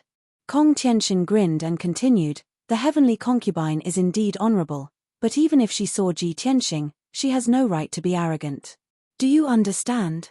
Even the emperor can't punish Ji Tianxing because he and Ji Tianxing are good friends of equal status. The emperor doesn't even care about Qiankuan sect, but you naively think that the emperor is our son-in-law and will back us up. Not to mention the emperor, even the emperor himself thought highly of Ji Tianxing. He even personally conferred Ji Tianxing the title of Heavenly Stellar Region Lord. No matter what Ji Tianxing did in Zhong state, even if he destroyed the Duanmu family, one of the 3 ancient families, the emperor did not punish him. Even the Duanmu family was destroyed by Ji Tianxing. What is Qiankuan sect to him? What right do you have to be so arrogant in front of him? You attacked Ji Tianxing and he didn't kill you on the spot. That's already very kind of him. Otherwise, do you think you're still alive and complaining to me?" Kong Tianxin was agitated. She slammed her palms on the jade chair as she spoke, as if she had expected better from Wu Qi. All the elders and deacons were so scared that their faces turned pale. Sweating profusely, they buried their heads in their chests. They did not dare to imagine that Ji Tianxing's status was so high. Ji Tianxing's strength and methods were so powerful that it was terrifying. When they thought about how the Duanmu family was destroyed by Ji Tianxing, they felt a chill run down their spines. They rejoiced in their hearts that they were still alive after provoking Ji Tianxing. Kong Tianxin was so angry that his chest heaved up and down. It took him a long time to calm down. He looked at the crowd sternly and scolded angrily, "You bunch of pig brains. You only know how to be arrogant and think that you're the best in the world. You don't respect anyone. How many times have I told you to restrain yourselves? What happened in the end? Now, you've finally met someone that you can't afford to offend. You were beaten up so badly, and now you have to apologize to him with a smile on your face. It's all because of you. If I didn't arrive in time, you would have created a huge mess for me." All the elders and deacons lowered their heads and clenched their fists. They did not even dare to breathe loudly. Now that things had come to this, they no longer dared to complain. They were all regretting their actions. After a long time, Kong Tianxin suppressed his anger and said in a cold and serious tone, "What's done is done. This is a painful lesson that I hope you will remember. In the future, all of you better restrain yourselves. Don't let this arrogant and despotic atmosphere continue to spread. I will also do my best to rectify this unhealthy trend. If we don't stop this evil trend in time, sooner or later, our faction will be destroyed." All the elders were remorseful. They quickly saluted Kong Tianxin and said, "Yes, sir." When Kong Tianxin saw that everyone had lowered their heads and admitted their mistakes, his anger dissipated. He said in a dignified tone, "Now, all of you follow me to the guest hall. I will bring all of you to see Ji Tianxing. You must show your sincerity and apologize to him in person. I will do my best to deal with this matter properly. Even if I have to sacrifice a lot, I will appease Ji Tianxing's anger. We cannot afford to offend him. Otherwise, the consequences will be unimaginable." Chapter 942. Inside the main hall of Qiankuan sect. Ji Tianxing and Ji Ku were sitting on the left side of the main hall. They were resting with their eyes closed. On the table beside the two of them, there was a fragrant spiritual tea and exquisite and delicious pastries. However, he did not eat the pastries or drink the tea. Instead, he looked at them coldly and waited for the results. Not long after, a series of heavy footsteps could be heard coming from the entrance of the hall. Ji Tianxing and Ji Ku opened their eyes and looked towards the entrance of the grand hall. They saw Kong Tianxin leading 9 elders and more than 20 deacons into the grand hall with their heads lowered. The elders and deacons looked like frosted eggplants. They did not dare to look at Ji Tianxing and Ji Ku's faces. Kong Tianxin stood in front of Ji Tianxing. He held up the teacup with both hands and handed it to Ji Tianxing respectfully. "Young Master Ji, today's matter is indeed a misunderstanding. We can only blame our sect's guards, deacons, and elders for being ignorant frogs at the bottom of a well. They had eyes but failed to see. They did not recognize that you were here in person and offended you. Just now, I have already severely reprimanded them and made them realize their mistakes. I, Kong, represent Qiankuan sect and sincerely apologize to you. I hope that you will not hold a grudge against us and forgive us for offending you." With that said, Kong Tianxin handed the tea to Ji Tianxing with both hands. She lowered her head respectfully, as if she was apologizing for her mistake. Ji Tianxing did not take the tea. He looked at Kong Tianxin expressionlessly and said, "Faction leader Kong, you are a person who knows when to stop. You have a bright future ahead of you. However, this is just your attitude. You are representing all the elders and deacons of Qiankuan sect. They might not be convinced. All the elders of your sect are so arrogant that they can even ask you to leave on your behalf." Kong Tianxin was smart enough to understand what Ji Tianxing was trying to say before he could finish his sentence. Kong Tianxin turned around and looked at the elders and deacons behind him. He shouted, "You bunch of bastards. What are you waiting for? Why aren't you kneeling and admitting your guilt? Kneel down and confess." All the elders and deacons were stunned for a moment. Their faces became very ugly, and their hearts were filled with hesitation. However, Kong Tianxin's face darkened, and a domineering aura burst out from his body as he shouted, "Kneel." All the elders and deacons suddenly trembled, intimidated by his majesty. They all knelt on the ground and kowtowed to Ji Tianxing, begging for forgiveness. "We were blind and offended young Master Ji. Please forgive us, Young Master G. We failed to recognize a prodigy and offended young Master G.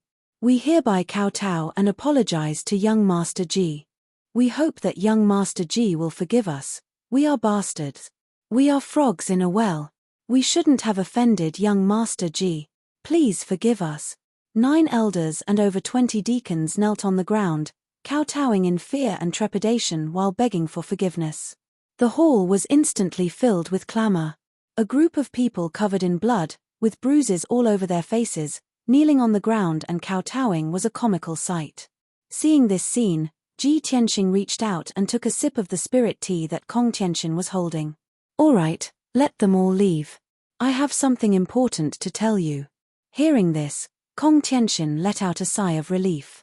He quickly bowed and said, "Thank you for your magnanimity, young Master Ji. I can't thank you enough."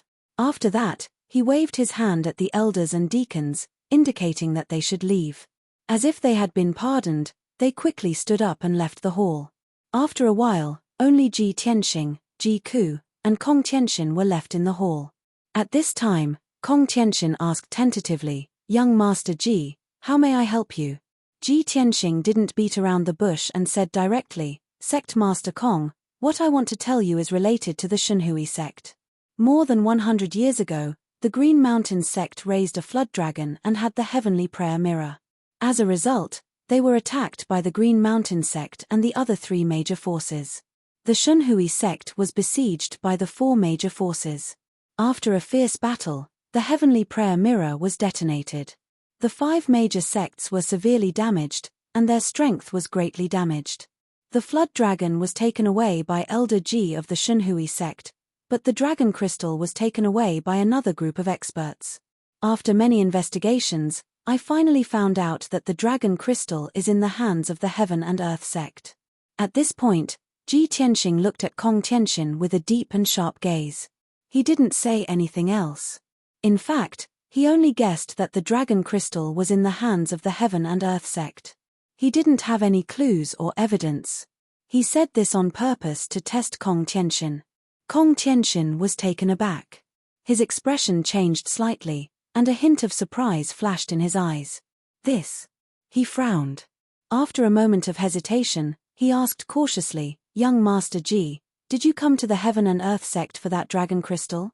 Seeing his reaction, Ji Tianxing was secretly pleased. It seems that I guessed right.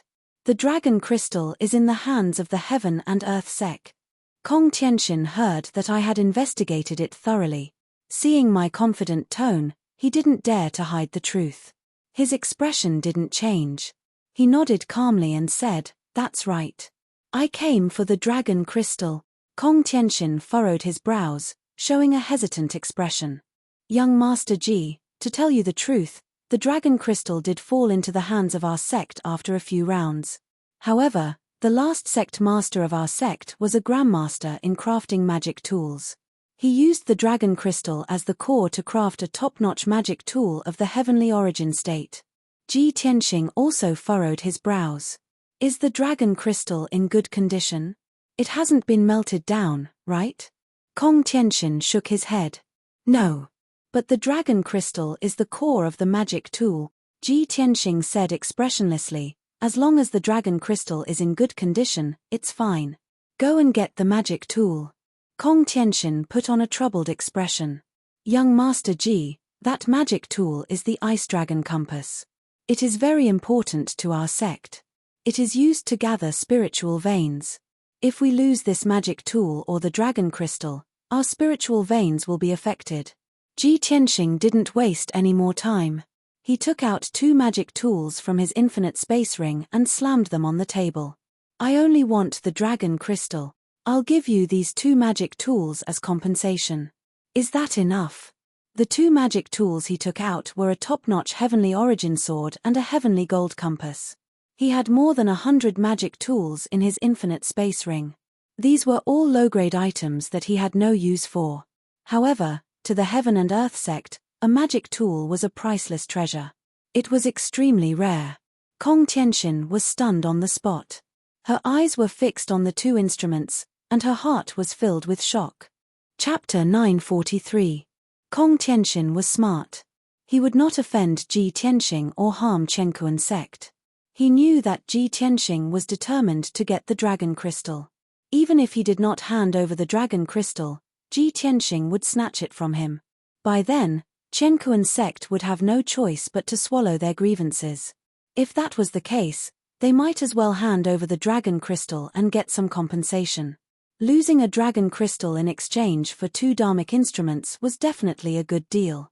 15 minutes later, Kong Tianxin returned to the guest hall with an ice blue dharmic instrument compass.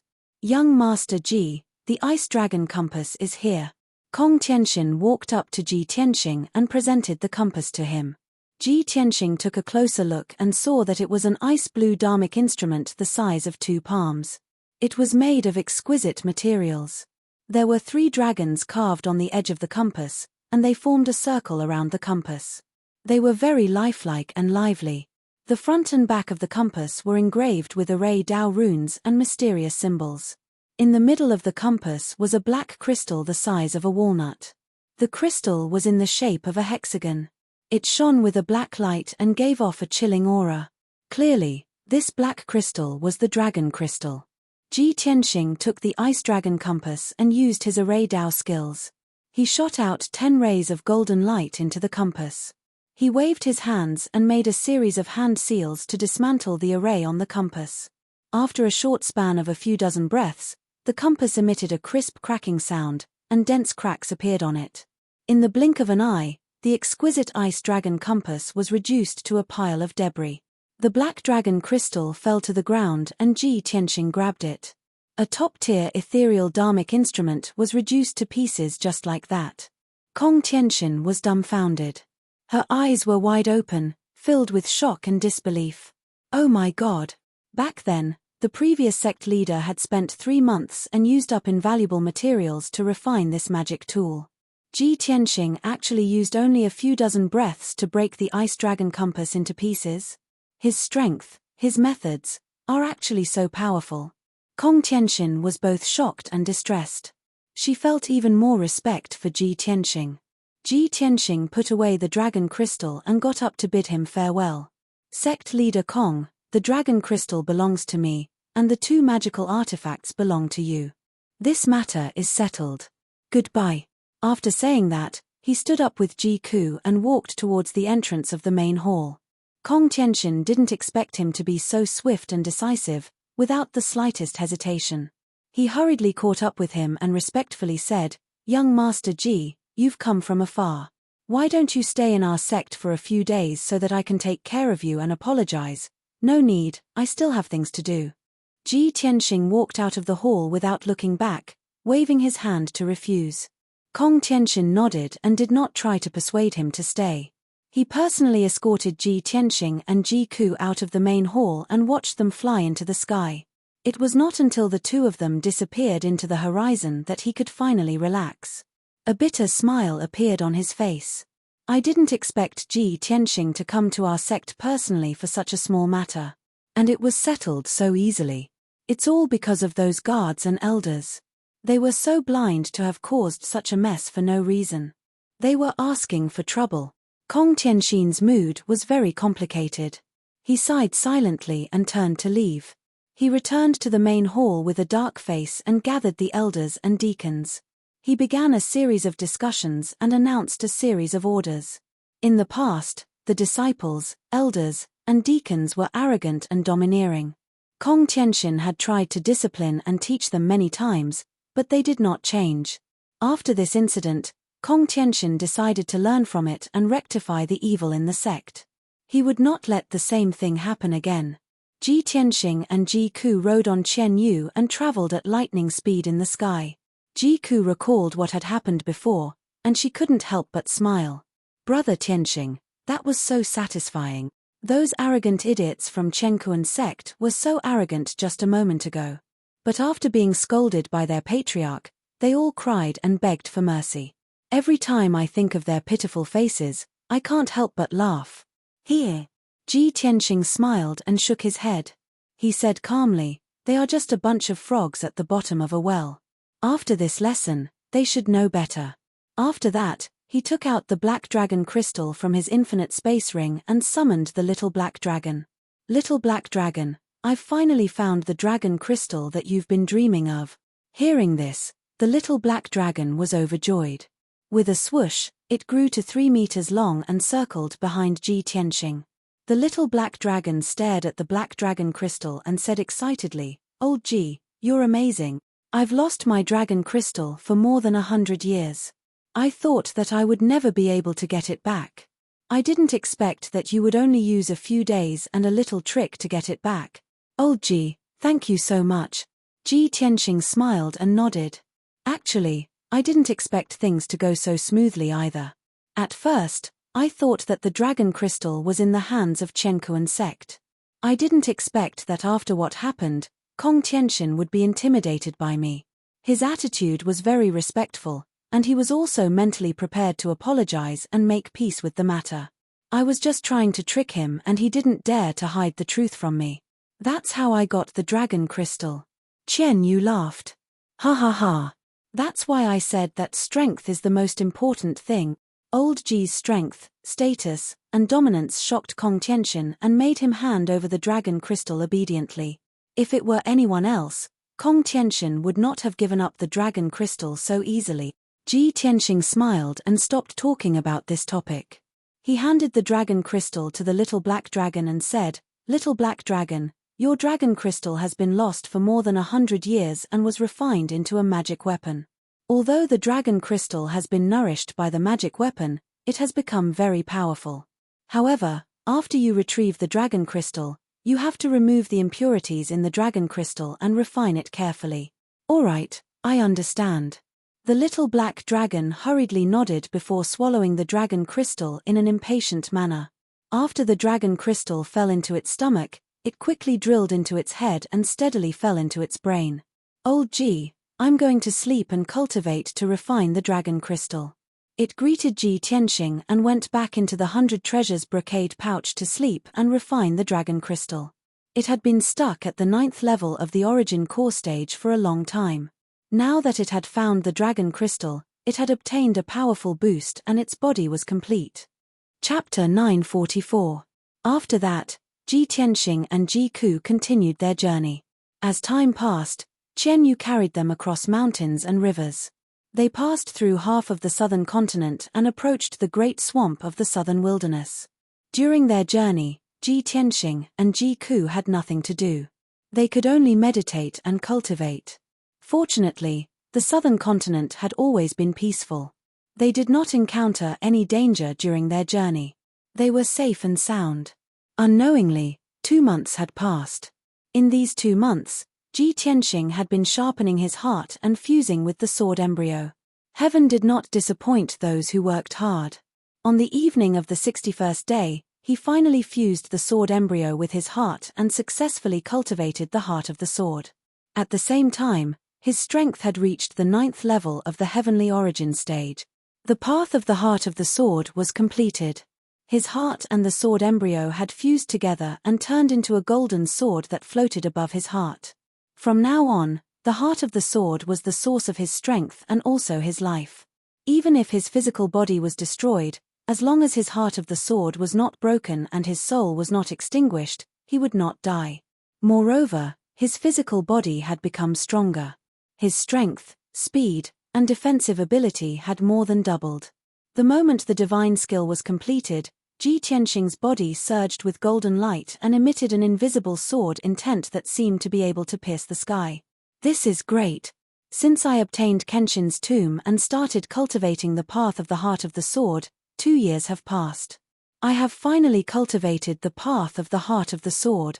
Next, I have to continue sharpening my heart of the sword and accumulate strength to break through to the soul tempering stage.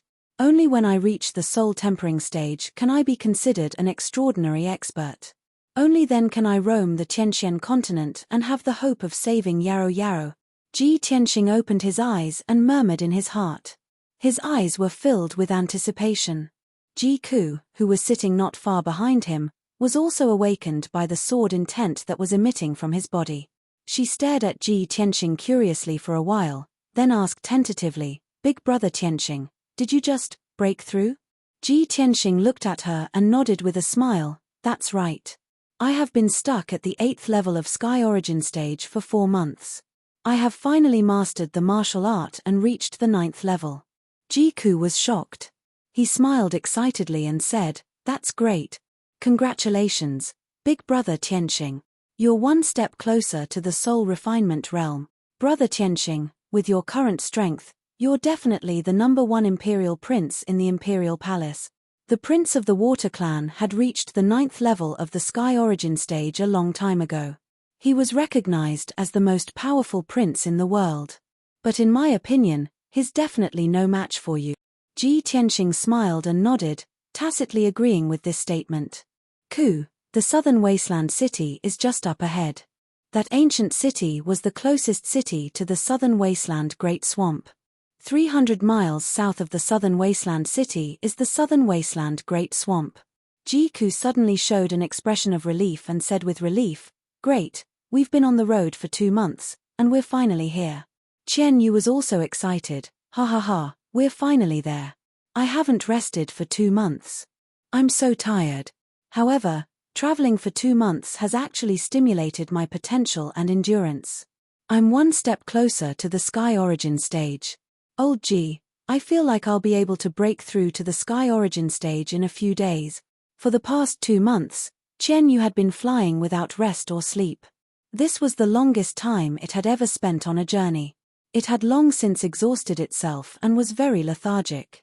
However, it was also a good training for its strength and endurance. It had benefited it a lot. Ji Ku looked tired and said, Brother Tianxing, when we arrive at the southern wasteland city, we must rest for a few days in the city. We'll enter the southern wasteland Great Swamp after we've rested. Ji Tianxing nodded and said, I have the same idea. After we enter the southern wasteland city, not only will we have to rest, I'll also ask for information in the city to deepen our understanding of the southern wasteland Great Swamp. Although he had read many books in the central state and had a certain understanding of the southern wasteland Great Swamp, but the information was from many years ago, and the amount of information was too little. He had to know more information. It would be best if he could get a map of the southern wasteland Great Swamp. Soon, a huge shadow appeared on the ground in front of them. It was an ancient and majestic city with a radius of 100 miles. It was located on a vast yellow grassland. Under the afterglow of the setting sun, the ancient city was covered with a layer of hazy golden light. It looked very mysterious. As Qian Yu rapidly approached, Ji Tianxing and Ji Ku looked up and finally saw the appearance of the city. Huge dark brown rocks were piled up to form a huge city wall that was 10 feet high. On the city wall, there was a tower every 100 meters. A group of city guards was stationed in each tower, and they had set up huge magical ballista cannons. At the foot of the 30-meter-tall city gate, there were over 100 black-armored city guards standing guard. These city guards were all elite soldiers. They wore red tasseled helmets, had blades at their waists, and held spears in their hands. Their whole body emitted an iron-blooded murderous aura. There were not many people going in and out of the city gate. They lined up in an orderly manner, waiting to be checked. Seeing this scene, Ji Ku asked Ji Tianxing with some doubts, Brother Tianxing, is that the southern wasteland city? It seems that the city is heavily guarded, as if there's going to be a war. Ji Tianxing nodded slightly and explained, this place is under the rule of the Heaven Wasteland Empire. It's been peaceful for many years, and there won't be a war. However, 300 miles south of the city is the southern wasteland swamp. It's said that there will often be beast tides in the southern wasteland swamp. There are tens of thousands of ferocious demonic beasts that rush out in groups and besiege the southern wasteland city. Therefore, the southern wasteland city has always been heavily guarded, guarding against the attacks of beast tides at any time. Beast tide? Ji Ku frowned in puzzlement, feeling that this term was novel. Ji Tianxing explained, tens of thousands of ferocious beasts and demonic beasts, rushing out of the southern wasteland swamp and wreaking havoc in the southern wasteland city, wouldn't it be like a tide? However, I've only seen this term in books, and have never seen a beast tide. Ji Ku nodded as if he understood, and muttered with a smile, I hope we're not so unlucky, and don't encounter any beast tides. As the two talked, They soon arrived outside the city gate of the southern wasteland city. Qian Yu descended from the sky. Ji Tianxing kept it in the 100 treasures brocade pouch and let it have a good rest. Then, Ji Tianxing took Ji Ku and walked towards the city gate of the southern wasteland city. The two followed behind the crowd of people, and waited for about half a quarter of an hour before they were checked by the city guards. They paid the entrance fee of 4 spirit stones before they were allowed to enter the city. After entering the city, the two walked along the wide and ancient black flagstone street, heading towards the center of the city. Chapter 945. The style of the southern wasteland city was completely different from that of the center state. Most of the houses and buildings in the center state were exquisite and gorgeous, revealing a solemn and refined aura. Most of the palaces and buildings in the southern wasteland city were rough in appearance, with ancient and strange shapes, revealing a trace of wild and unruly temperament. Even the clothes of the civilians in the city were mostly made from the furs of beasts. Many men were wearing boots and shorts made of animal skin, short coats and waistcoats made of animal skin. Around their necks and wrists, there were also bead chains made of animal bones and animal teeth. The number of warriors in the southern wasteland city was obviously more than that of ordinary cities. Not only were most of the men carrying swords and sabers, but even the seemingly charming women were also carrying swords or short sabers on their backs. Ji Tianxing strolled in the city for half an hour, using his soul sense to monitor the surrounding movements, listening to the conversations of the people, and silently collecting information. He gradually understood that the southern wasteland city was not only populated by local people, but also many warriors from all over the world. Most of these warriors were rangers and adventurers, who wanted to explore the southern wasteland swamp to look for treasures, or to hunt demon beasts and collect elixirs. Although the southern wasteland swamp was very dangerous, danger often coexisted with opportunity. There were many ancient relics in the southern wasteland swamp, which hid the cave residences of the predecessors, or some secret treasures. In addition, there were many ferocious beasts, spiritual flowers, rare herbs, and mineral resources. If one could obtain these things, they could be exchanged for spirit stones and cultivation resources. Ji Tianxing and Ji Ku strolled around the city twice, and had a general understanding of the southern wasteland city. Then, they found an inn in the city and temporarily stayed there. This inn was located in the center of the city, and was built in a very luxurious style. Not only did it have a palace, but it also had a spacious courtyard. There were hundreds of guests in the inn, most of whom were adventurers from all over the world. Most of these adventurers were traveling in groups, and they were quite cautious in their actions and words. After Ji Tianxing and Ji Ku checked in, they rested in their respective rooms, silently meditating to restore their strength. The night passed quickly. The next morning, Ji Tianxing's mental state had recovered a lot. He ended his meditation and walked out of the room. He went downstairs to the lobby on the first floor and saw that it was empty. There were only a few workers wiping the tables and chairs. A middle-aged man wearing a square scarf hat and a short coat made of animal skin was sitting at the counter, dozing off. The white-haired man was the innkeeper of the inn. Ji Tianxing walked to the front of the counter and asked, "Shopkeeper, do you know who is the most well-informed person in the southern wasteland city? I want to get some information." The shopkeeper opened his sleepy eyes and glanced at him. Slowly, he said, "What information? If you have any information about the great swamp of the southern wasteland, you can look for Mr. Hu." "Mr. Hu? Where should I go to find him?" Ji Tianxing raised his eyebrows. The shopkeeper said with a smile, "Mr. Hu lives in the Four Quarters house. You can go there to find him. He is a well-known know-it-all in the city, and he is especially knowledgeable about the great swamp of the southern wasteland. However, the number of people who want to find him for information is as many as the carps crossing the river. Young master, you'd better prepare a generous gift to get what you want." "Thank you." Ji Tianxing nodded. 2 spirit stones appeared in his palm out of thin air, and he put them on the counter. The shopkeeper's smile became more and more brilliant. He put away the spirit stones with a smile and added, "Mr. Hu and I are old friends. Young master, after you go there, you can report my name as shopkeeper Nyo. It will save you a lot of time waiting in line." "I have to wait in line to get information?" Are there really so many people looking for him? Ji Tianxing frowned slightly and muttered in his heart. But he didn't say anything. He nodded to shopkeeper Niu and turned around to leave the lobby. He casually asked around on the street and found out the address of the Four Quarters house.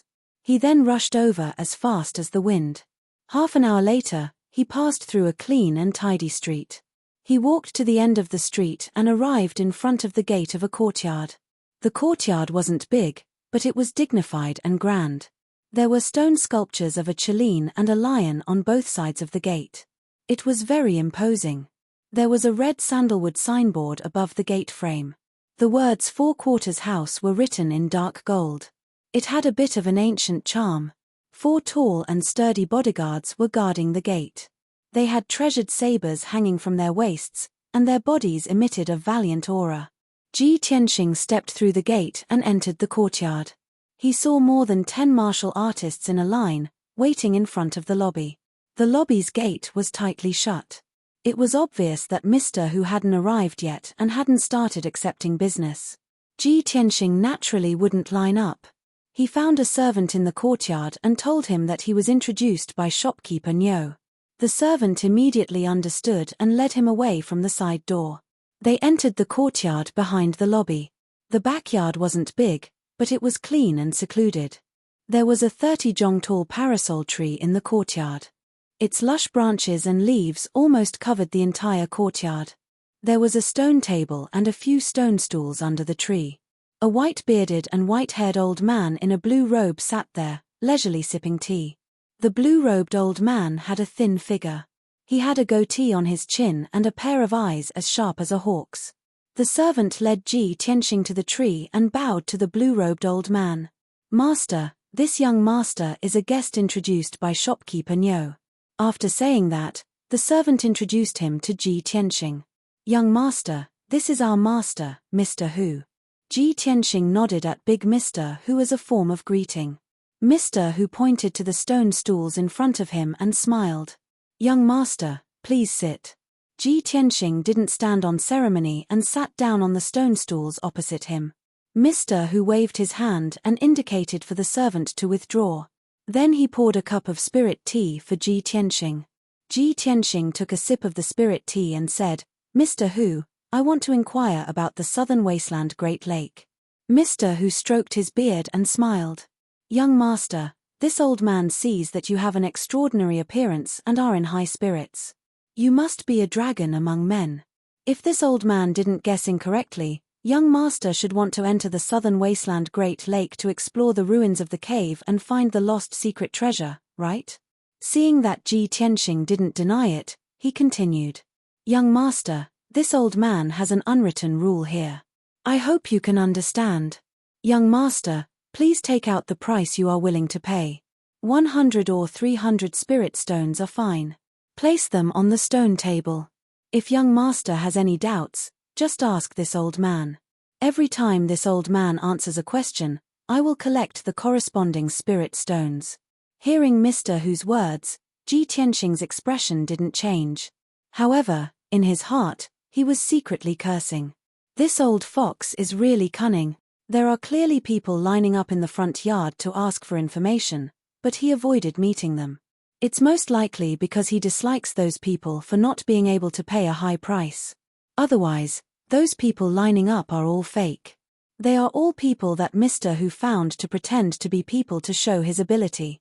When he meets a seemingly generous person like me, he opens his mouth like a lion and wants to rip me off. Chapter 946. Ji Tianxing didn't have a good impression of Mr. Hu, so he was on guard against him. But he didn't show it on his face.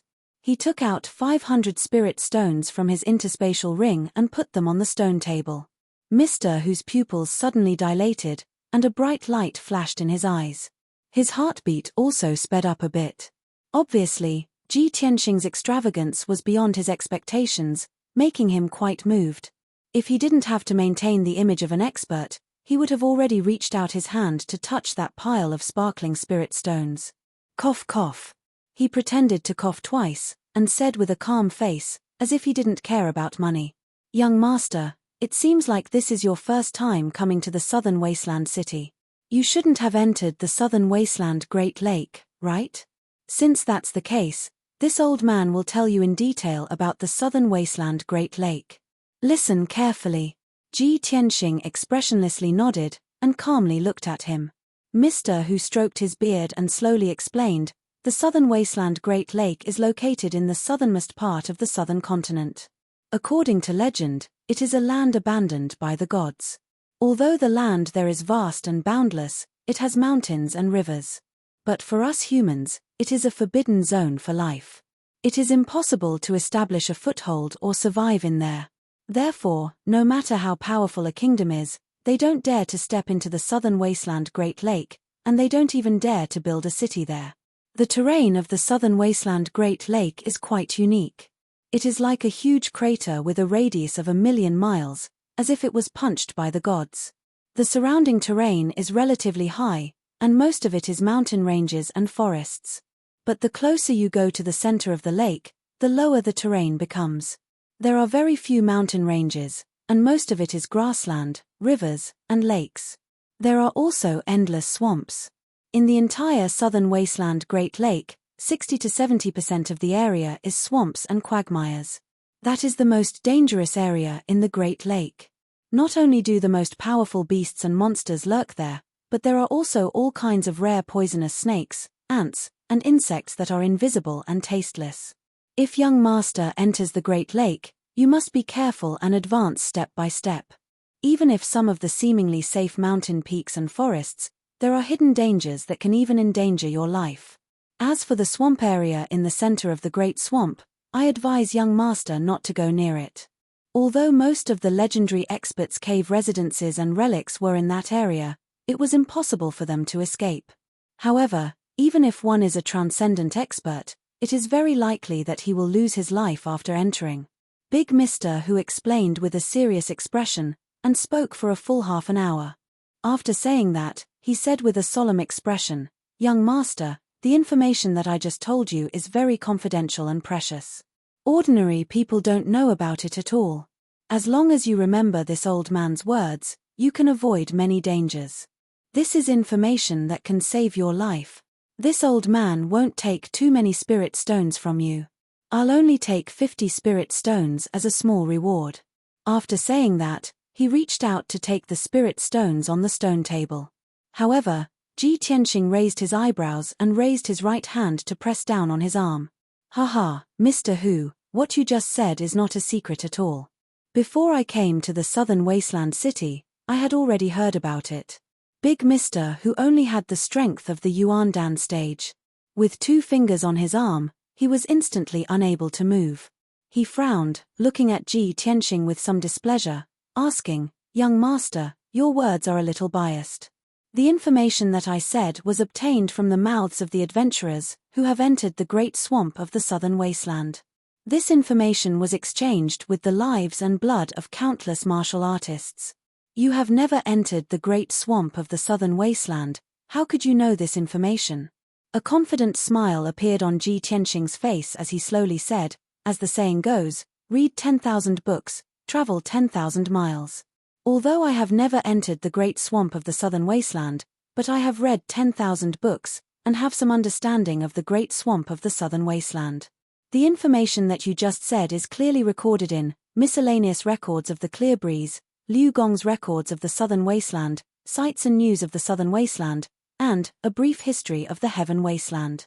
Big Mr. Hu was taken aback for a moment, staring at him with wide eyes, asking in bewilderment, "There are these books? Apart from a brief history of the heaven wasteland, the books that you mentioned, why have I not heard of any of them?"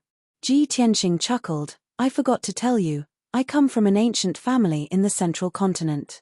There are millions of books in my residence, and most of them are the only copies in the world." "What? Are you doubting me? Do you want me to repeat the passages and contents of those books for you?" Big Mr. Whose body stiffened, then he quickly squeezed out a smile. "No, of course not." "Then let's continue." Ji Tianxing looked at him with a smile. Big Mr. Who was bitter and vexed, but on the surface he had to maintain his demeanor.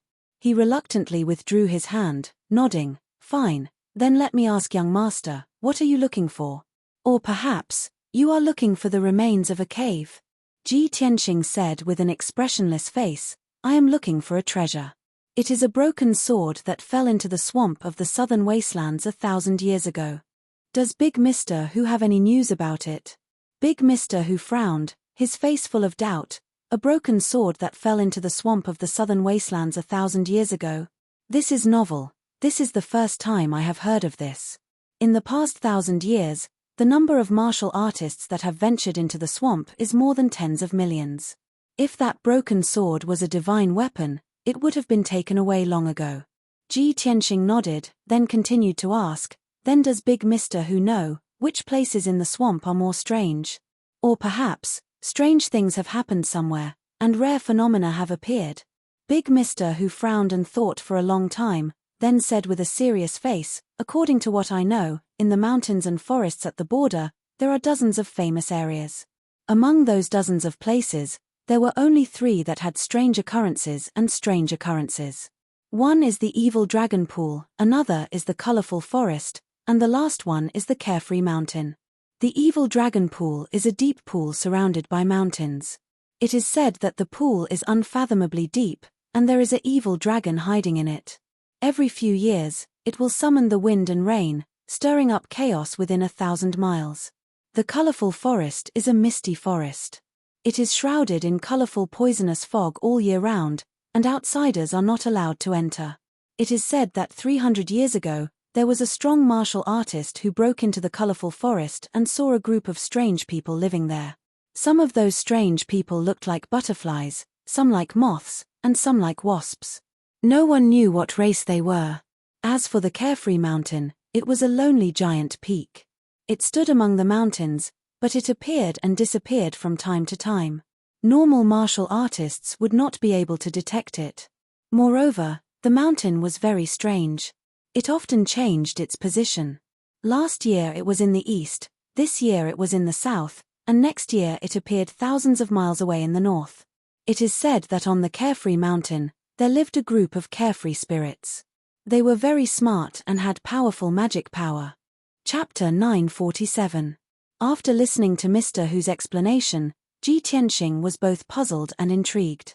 He silently memorized the names Evil Dragon Pool, Colorful Forest, and Carefree Mountain. After frowning and pondering for a moment, he asked Mr. Who, so, the southern wasteland swamp is not inhabited by humans, but by other races?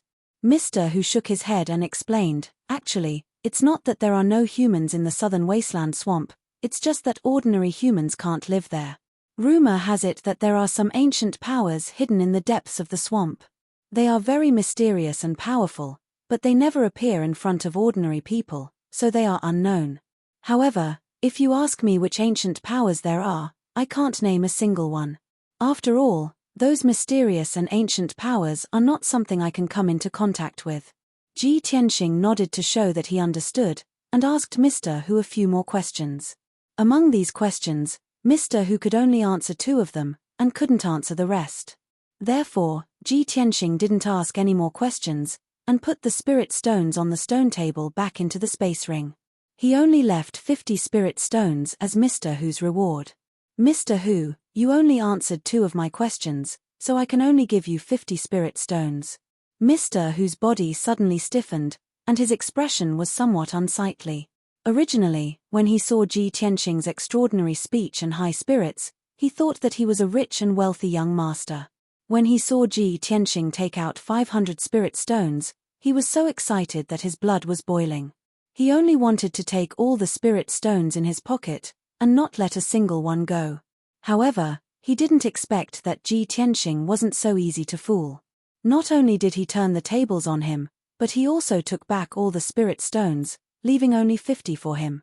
That feeling was like a cooked duck that had flown away, and the money that was in his wallet had been taken back. He was so angry in his heart that his face turned a little green. Young master, this is against the rules. My 4-direction house oversees the southern wasteland city, and it collects information from all over. Who knows how many heroes have begged me to inquire about information? Aren't you belittling the 4-direction house and me by doing this? In any case, 50 spirit stones is absolutely not enough. Any question that I answer is worth more than that. You think it's too little? Ji Tianxing's lips curled into a playful smile. With a wave of his hand, he swept up the 50 spiritual stones on the stone table and put them into his space ring. Then there's none left. With that, he turned to leave. Mr. Hu was stunned for a moment before he flew into a rage. His face was ashen as he shouted, "How dare you, brat, you're simply going too far." Ji Tianxing's face darkened. He stared at him coldly and said in a cold voice, "Mr. Hu, do you know that trouble comes from careless talk? If you dare to act presumptuously again, I guarantee that you and your 4-direction house will be obliterated." As he spoke, he slowly raised his right hand. A golden light flashed in his palm, and a terrifying devouring power erupted. Shua. Before Big Mr. Hu could react, he was sucked in. Ji Tianxing's big hand grabbed his neck and said in a cold voice, "You and shopkeeper Niu are colluding to cheat others. Do you really think I can't tell? I'm in a good mood today, so I won't argue with you. If you dare to pester me again, I'll break your neck. Don't think that you can bargain with me just because you're a local in the Southern Wasteland City. You're not worthy. Even if the governor of the Southern Wasteland City came, he would have to kneel in front of me." With that, he let go of his hand and threw Big Mr. Hu back under the tree. Big Mr. Hu fell on the stone table with a plop, and then fell to the ground in a sorry state. He was filled with anger and humiliation. His face was ashen, and his whole body was trembling. However, his heart was filled with fear. He could only suppress his anger and did not dare to act up. Damn it. I've met a tough nut today. This brat has the strength of the Sky Origin stage and is from the Central Plains. He dares to be so arrogant and not even take the governor seriously. He must have a powerful background. Forget it, it's unwise to become enemies with this person for a few hundred spirit stones. Thinking of this, Big Mr. Hu could only suppress his anger and watch Ji Tianxing leave. Encountering such a person that he could not afford to offend, he could only swallow his anger. After Ji Tianxing left the 4-direction house, he strolled around the city. He spent 5,000 spirit stones to buy a few bottles of antidote elixirs, as well as a topographic map of the Southern Wasteland Great Swamp. Of course, this was only a simple topographic map. It roughly marked the topography of the Southern Wasteland Great Swamp, as well as the dozens of well-known places. As for the areas between the various areas, most of them were blank. There were only a few lines and descriptions, indicating mountain ranges or rivers. In general, this map was very rough and abstract. It was not specific and detailed enough, but it was better than nothing. After buying the antidote elixirs and the map, Ji Tianxing returned to the tavern. Ji Ku had been waiting for him in the tavern. When he saw that he had returned, he quickly went to his room and inquired about the news. "Big brother Tianxing, have you inquired about the news?" Ji Tianxing nodded and said, "I have some clues." "Big brother Tianxing, do you know where to go? Did you get a map of the Southern Wasteland Great Swamp?" Ji Tianxing nodded again and said, "There are 3 locations. They are the Evil Dragon Pool, the Colorful Forest, and the Carefree Mountain. I can't be sure which one is the problem, so I can only investigate them one by one. As for the map, I only bought a simple one, which cost me 200 spirit stones. This is the most detailed and accurate map that can be obtained by the major shops in the city. I'm afraid that there is no detailed map of the Southern Wasteland City. After all, very few people can come out alive after entering the depths of the Great Swamp." Ji Ku revealed a dignified expression and said, "Big brother Tianxing, I heard other adventurers discussing the Southern Wasteland Great Swamp when I was in the tavern. Many people have entered the Southern Wasteland Great Swamp and have rich experience in exploring. They have also obtained many treasures. They will travel in groups of 3 to 5, helping each other to avoid the dangers and smoothly enter and exit the Great Swamp. Moreover, many people will go to the mercenary tower in the city to recruit people or join other adventurer groups. Big brother Tianxing, we have never entered the Southern Wasteland Great Swamp, so we have neither experience nor people to help us. Why don't we go to the mercenary tower and recruit some people? If you can bring a few suitable people with you, you don't have to do everything by yourself. Maybe you can find that divine sword faster." After listening to Ji Ku's words, Ji Tianxing thought for a while and nodded in agreement. That's good. Recruiting a few capable people can indeed save us a lot of trouble. In that case, let's go to the mercenary tower and have a look. Okay. Jiku nodded with a smile and quickly followed him out of the tavern. Chapter 948. The mercenary tower was located on a street in the south of the city. It was always bustling with people coming and going. It was a 4-story palace with a rough and unrestrained appearance. There was a huge symbol of a sword and shield on the roof. Outside the entrance of the first floor, there were 2 rows of lifelike grayish-white statues on the left and right. They were the statues of the mercenary tower's previous leaders. 18 guards in black armor stood on both sides of the entrance with murderous auras. They had swords hanging from their waists. Several groups of adventurers and mercenaries with swords stood in the open space outside the entrance. They were whispering to each other about something. In the spacious hall, there were over 100 martial artists gathered in groups of 3 to 5. Some people were whispering to each other, some were arguing emotionally, and some were yelling loudly to recruit new members. Ji Tianxing and Ji Ku rushed to the mercenary tower. As soon as they reached the entrance of the hall, several groups of martial artists stared at them. Their eyes shone brightly.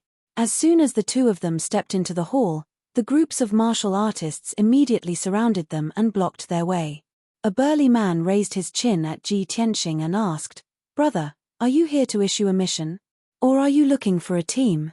From another group of martial artists, a skinny young martial artist immediately walked out and said with a smile, "Brother, if you want to explore the Great Swamp, you can't do it alone. Moreover, you have such a delicate little beauty with you. How dangerous is it in the Great Swamp? Quickly join our Blood Knife Adventurer team." As soon as the skinny young man finished speaking, another burly man with a full beard squeezed out of the crowd and said to Ji Tianxing boldly, "Little brother, our Devouring Dragon Adventurer team has entered the Great Swamp 12 times. We have rich adventure experience and are famous in the entire southern wasteland city." In addition to these 3 people, there were 2 other martial artists with murderous auras. They also favored Ji Tianxing and invited him to join. Ji Tianxing's eyes swept across the crowd calmly. He said expressionlessly, "You are too weak. Get out of my way." Most of these martial artists were at the mystic comprehending realm. Only a few leaders were at the origin core realm. In Ji Tianxing's eyes, these people were so weak that they could not even withstand a single blow. They were not even qualified to be his servants. Although he was speaking the truth, when the crowd heard his words, they immediately frowned and showed displeased expressions. The other martial artists around the hall suddenly quieted down. "And you? Since you are so arrogant, then I, Ma Diehu, will have to see how capable you are." He only wanted to knock down Ji Tianxing with one punch. He wanted to show off in front of everyone and save face for the leader of the Bloody Dagger Adventures. However, before his enormous fist light condensed from true origin could even touch Ji Tianxing, it was as if his entire body had been rammed by a raging bull. He flew backwards in a sorry state and crashed onto the ground with his limbs spread out. Plop! A muffled sound was heard and the entire hall fell silent. Ma Die, who lay on the ground with a pale face. Blood flowed from the corner of his mouth. He was in a daze and could not get up. The crowd did not see Ji Tianxing make a move. They only saw Ma Die, who fly backward. This strange scene immediately left everyone dumbstruck, their hearts beating wildly. What happened? That guy did not make a move. How did Ma Die, who fly backward? I know. It's his spiritual sense. That guy used his spiritual sense to send Ma Die, who flying. Oh my god. He can send someone flying with his spiritual sense. This guy is so powerful. Ji Tianxing glanced at the crowd and was about to walk forward. Unexpectedly, another burly man with a full beard stopped him with a solemn expression. "Little brother, I admit that you're very strong. But you must pay the price for humiliating our Devouring Dragon Adventurer group." The robust man twisted his neck and cracked his knuckles. His entire body surged with a violent aura. He possessed a strength at the 3rd level of the Origin Core stage. He was the vice leader of the Devouring Dragon Adventurer group and had a little reputation in southern Desolation City.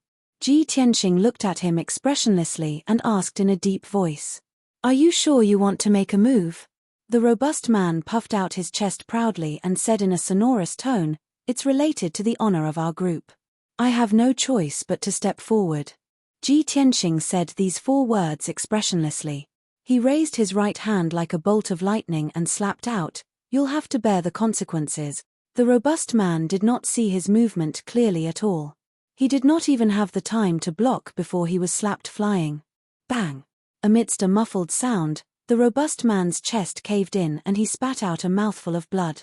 He flew out 30 m away, passed through the hall's door, and fell onto the street outside the mercenary tower.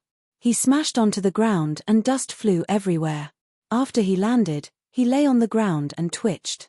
He struggled for a few times but was unable to get up. Everyone in the hall stared with their eyes wide open when they saw this scene, and they revealed astonished expressions. Everyone was silent for a long time before they recovered from their shock, and they instantly emitted cries of surprise that rose and fell. "Oh my God! This is too terrifying." Du Wei is a 3rd-level Origin core stage expert, but he was actually slapped flying with a single slap? What terrifying strength, no wonder he's so arrogant. Ma Diehu and Du Wei are really unlucky today to have encountered a true expert. Since the moment the white-robed young man entered, I noticed that he had an imposing appearance and was in high spirits. He's absolutely not an ordinary person. The numerous mercenaries and adventurers whispered to each other as they looked at Ji Tianxing with gazes filled with reverence. The mercenary tower was like this, everything was based on strength, and strength was respected. The numerous mercenaries and adventurers would often come to blows because of some grudges and friction. Ji Tianxing only made a move to teach Ma Diehu and Du Wei a lesson and didn't kill them. Everyone was already used to this since long ago.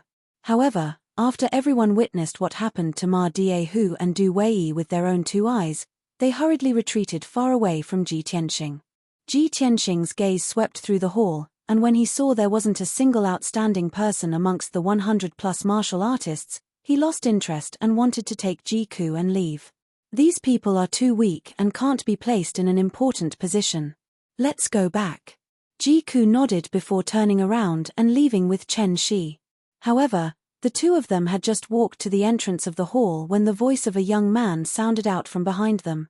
"Young master, please wait." Ji Tianxing stopped when he heard this voice, and he turned around to look behind him. He saw a tall and sturdy young man wearing golden armor and carrying a golden sword on his back walking towards him with a smile on his face. This person had an extraordinary appearance and emitted a noble aura. Obviously, his status was extraordinary. Chapter 949. Ji Tianxing looked at the tall and sturdy young man, and his eyes flashed with a hint of surprise.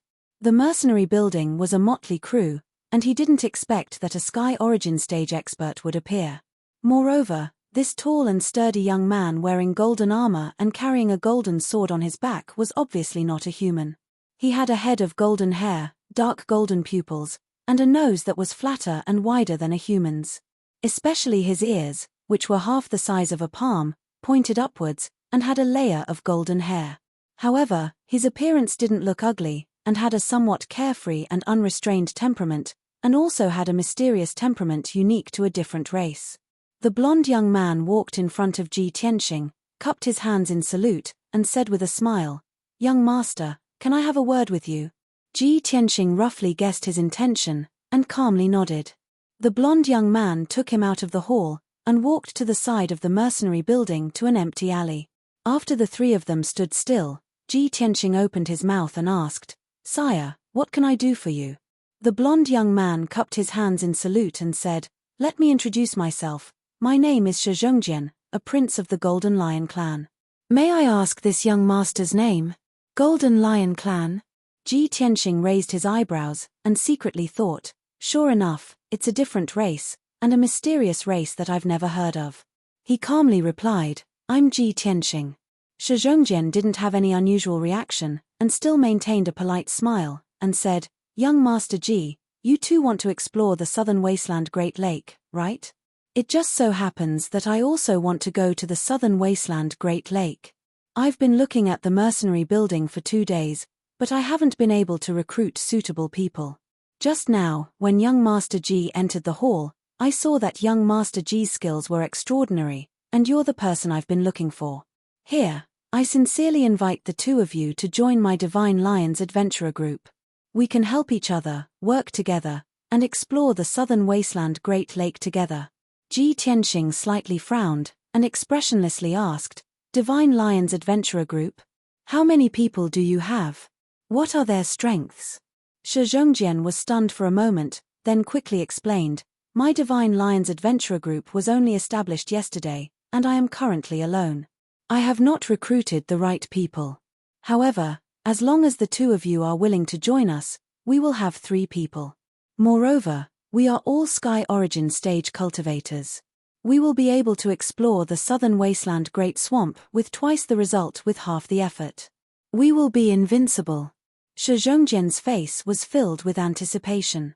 The more he spoke, the more excited he became.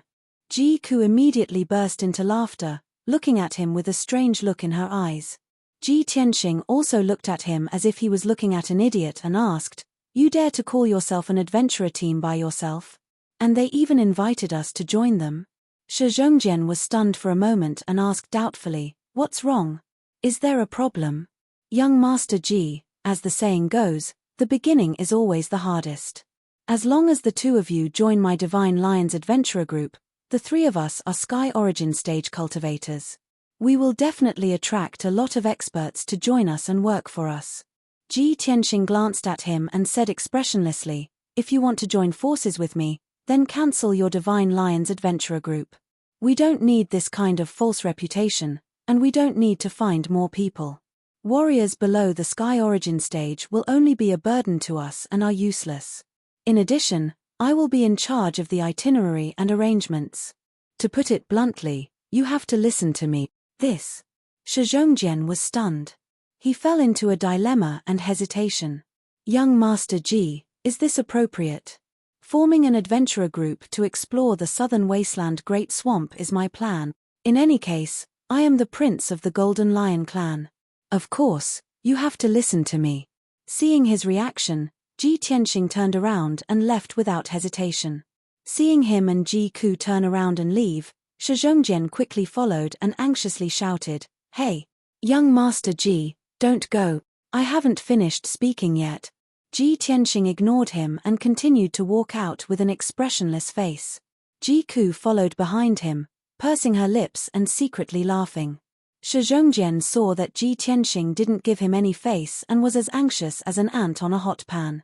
He weighed and struggled for a moment before shouting, Young Master Ji, I promise you, I can give up the Divine Lions Adventurer group and join you. However, I also have my own goals and plans. We have to get along as equals and help each other. Ji Tianxing glanced at him, then walked out of the alley without saying a word, and walked onto the main street. Is this still not enough? Shi Zhongjian followed closely behind him.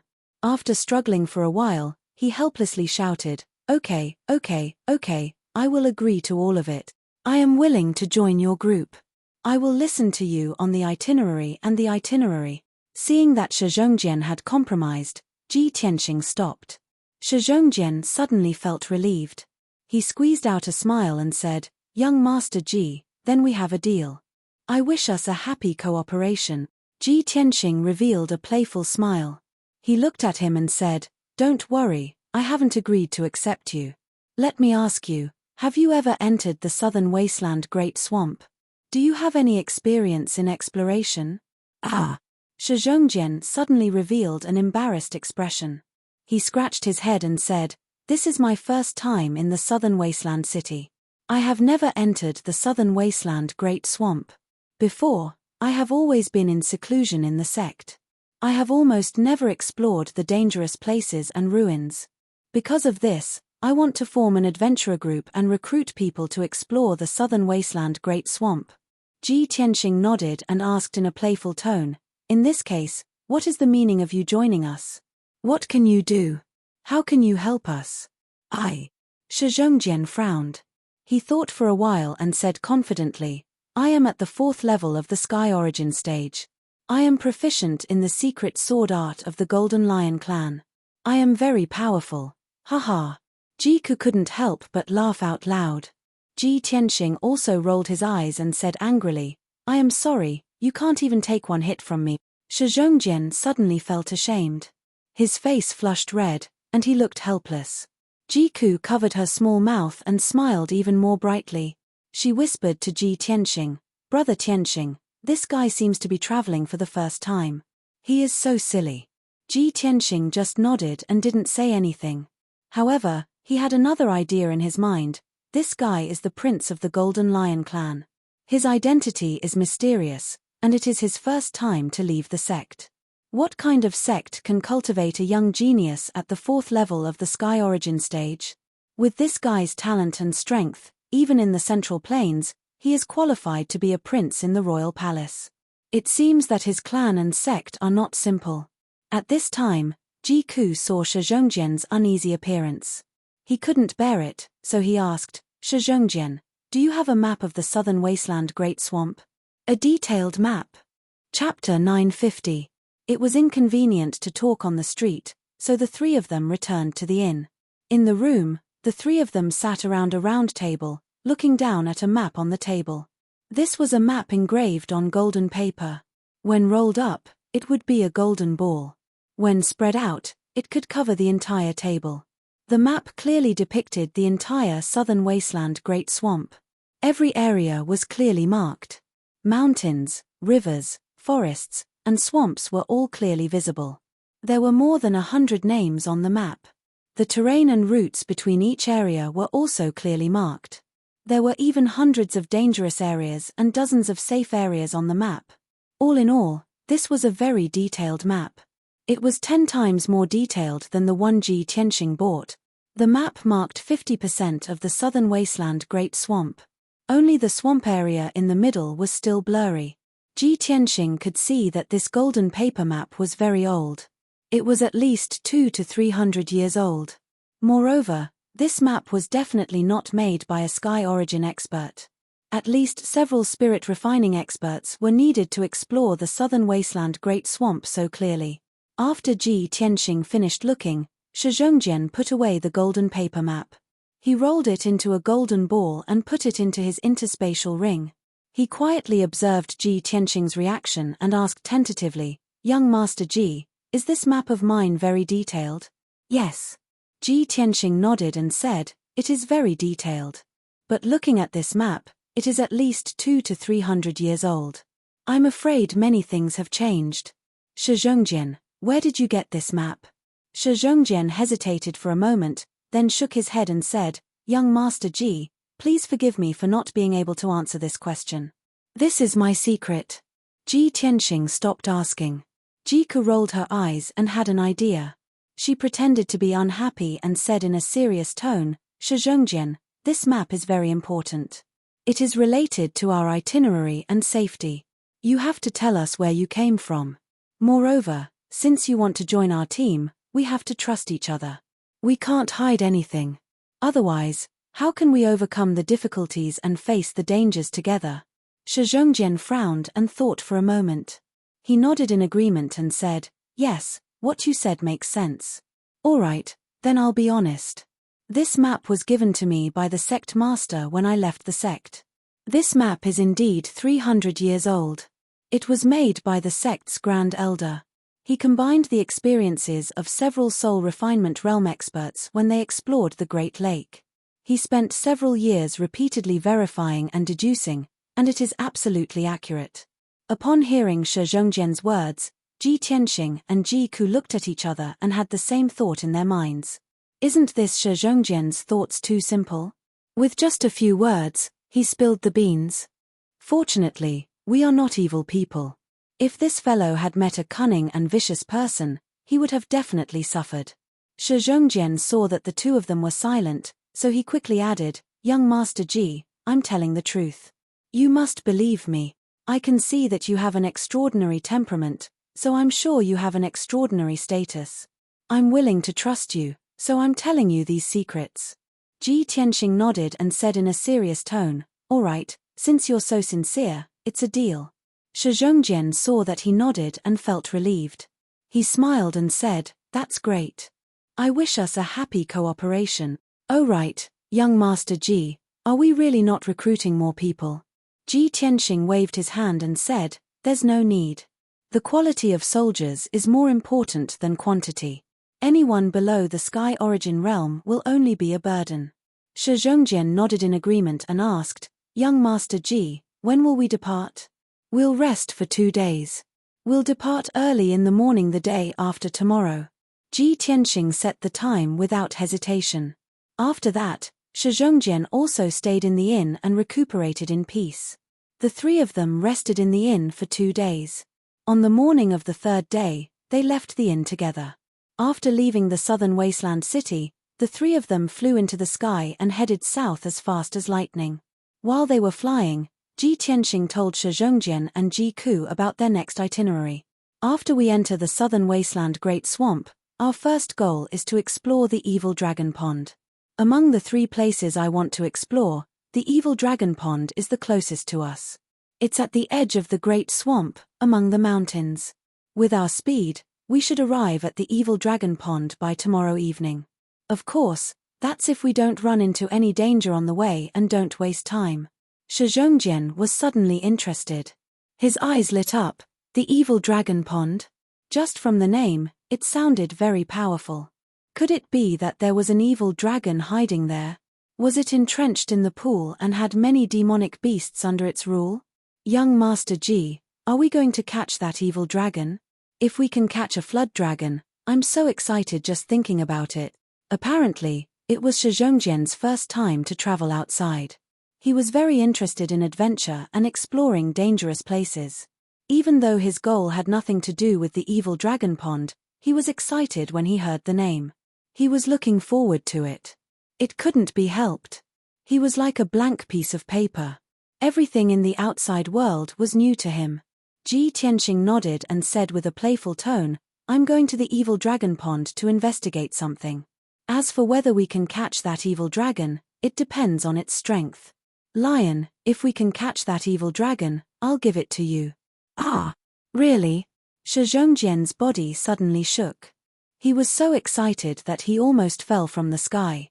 Young Master Ji, that's a flood dragon. Can we really catch it? Are you really willing to give it to me? Ji Tianxing smiled and nodded, of course. The sudden surprise made Shi Zhongjian's blood boil. He couldn't believe it. When he was cultivating in the sect, he read books about flood dragons. He dreamed of having a flood dragon as his mount one day. How majestic would it be to ride a flood dragon and travel the world? Seeing him so excited, Jiku couldn't help but laugh. Lion, don't be so happy. We may not be able to see that evil dragon or catch it. What if that evil dragon is extremely powerful? Let alone catching it, I'm afraid our lives will be in danger. That's true. Shi Zhongjian immediately quieted down. His blood and excitement dissipated. Ji Ku's eyes flashed cunningly. He said playfully, Lion, do you really want to see a real flood dragon? Of course. I want to see it even in my dreams. Shi Zhongjian nodded without hesitation. Ji Ku smiled even more playfully, then you can ask Brother Tianxing. He can fulfill your wish. Shi Zhongjian was very confused. He looked at Ji Tianxing in confusion. Ji Tianxing didn't say anything. He waved his hand and released the little black dragon from the 100 treasures brocade pouch. Roar! With a flash of black light, an earth-shattering dragon roar burst out and resounded through the clouds. Swoosh! The black light flew into the sky and instantly grew to a length of 100 meters. It turned into a black flood dragon with bone-chilling cold.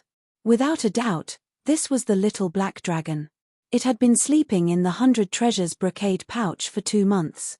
It had finally fused with the dragon crystal and successfully broken through to the divine origin stage. Shi Zhongjian's eyes widened when he saw the little black dragon's true dragon body. His body stiffened and he stood rooted to the ground. Ah! This is a black dragon. The incomparable surprise and shock made his heart stop and he forgot to breathe. Chapter 951. Thump. Shi Zhongjian fell from the sky and smashed into the forest below. A deep hole was left in the earth and several large trees were also struck down. Shi Zhongjian was in a sorry state from the fall. His body was covered in mud, but he did not feel any pain. Filled with excitement, he immediately climbed out of the hole and flew back into the sky. Swish! He flew in front of the little black dragon and stared at the little black dragon at close range, his eyes filled with excitement. Wow, it really is a flood dragon, and an extremely rare black dragon. Young Master G, you're too awesome. You actually have a flood dragon. Oh my god, this is my lifelong dream. Shizhongjian was so excited that his face was flushed red. He felt like he was in a dream. He couldn't help but reach out to touch the little black dragon. However, the little black dragon had an aloof expression and turned its head away. Shizhongjian did not feel embarrassed. He reluctantly withdrew his hand and flew back to Ji Tianxing's side. Young Master Ji, I want to ask you for a favor. Ji Tianxing looked at him with a smile and asked, Oh, you're already calling me by honorifics? What do you want to do? Shizhongjian awkwardly scratched his head and explained, When I was young, I dreamed of having a flood dragon and riding it to soar through the world.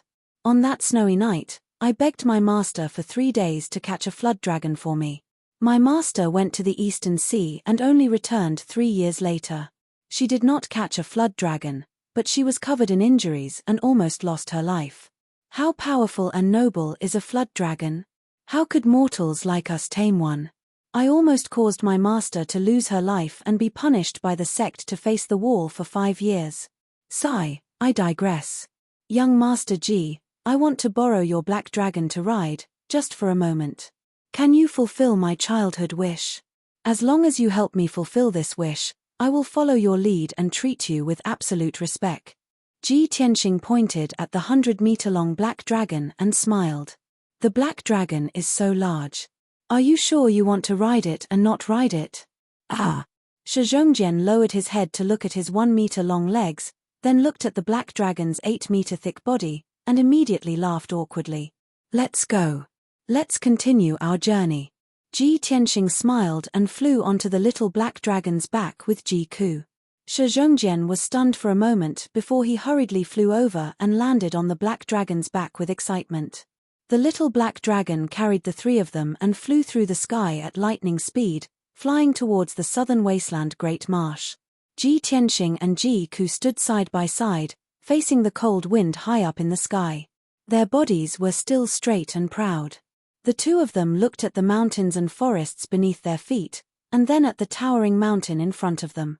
However, Shizhongjian quietly squatted down and reached out to touch the dragon scales on the back of the black dragon. His face was full of curiosity and he even let out a sound of praise. It really is a black dragon, a real flood dragon. Who would have thought that I would actually be able to see a flood dragon, and even have the honor of riding it? At this time, the little black dragon shouted in a low voice. Oh gee! This guy is secretly touching me. Ji Tianxing and Ji Ku turned to look behind them and saw Shizhongjian squatting on the black dragon's back, his hand still touching the dragon scales. Shizhongjian's body stiffened and he looked up at the 2 of them. Seeing the 2 of them not knowing whether to laugh or cry, Shizhongjian awkwardly smiled. Ahem. Young Master Ji, I've embarrassed myself in front of you. I just couldn't help myself. Ji Ku couldn't help but cover her mouth and laugh. Ji Tianxing didn't know whether to laugh or cry. He shook his head and said to the little black dragon, Little black dragon, don't be so stingy. It's not like you'll lose a piece of meat from letting him touch you. The little black dragon was silent for a moment before it said in a low, muffled voice, But he's a man. PFFF. Ji Ku's face flushed red and she finally couldn't hold back her laughter. Not long after, the little black dragon carried everyone over 500 kilometers. They crossed the vast forest and finally entered the southern wasteland Great Marsh. In front of them was an undulating mountain range filled with dark green primordial forests.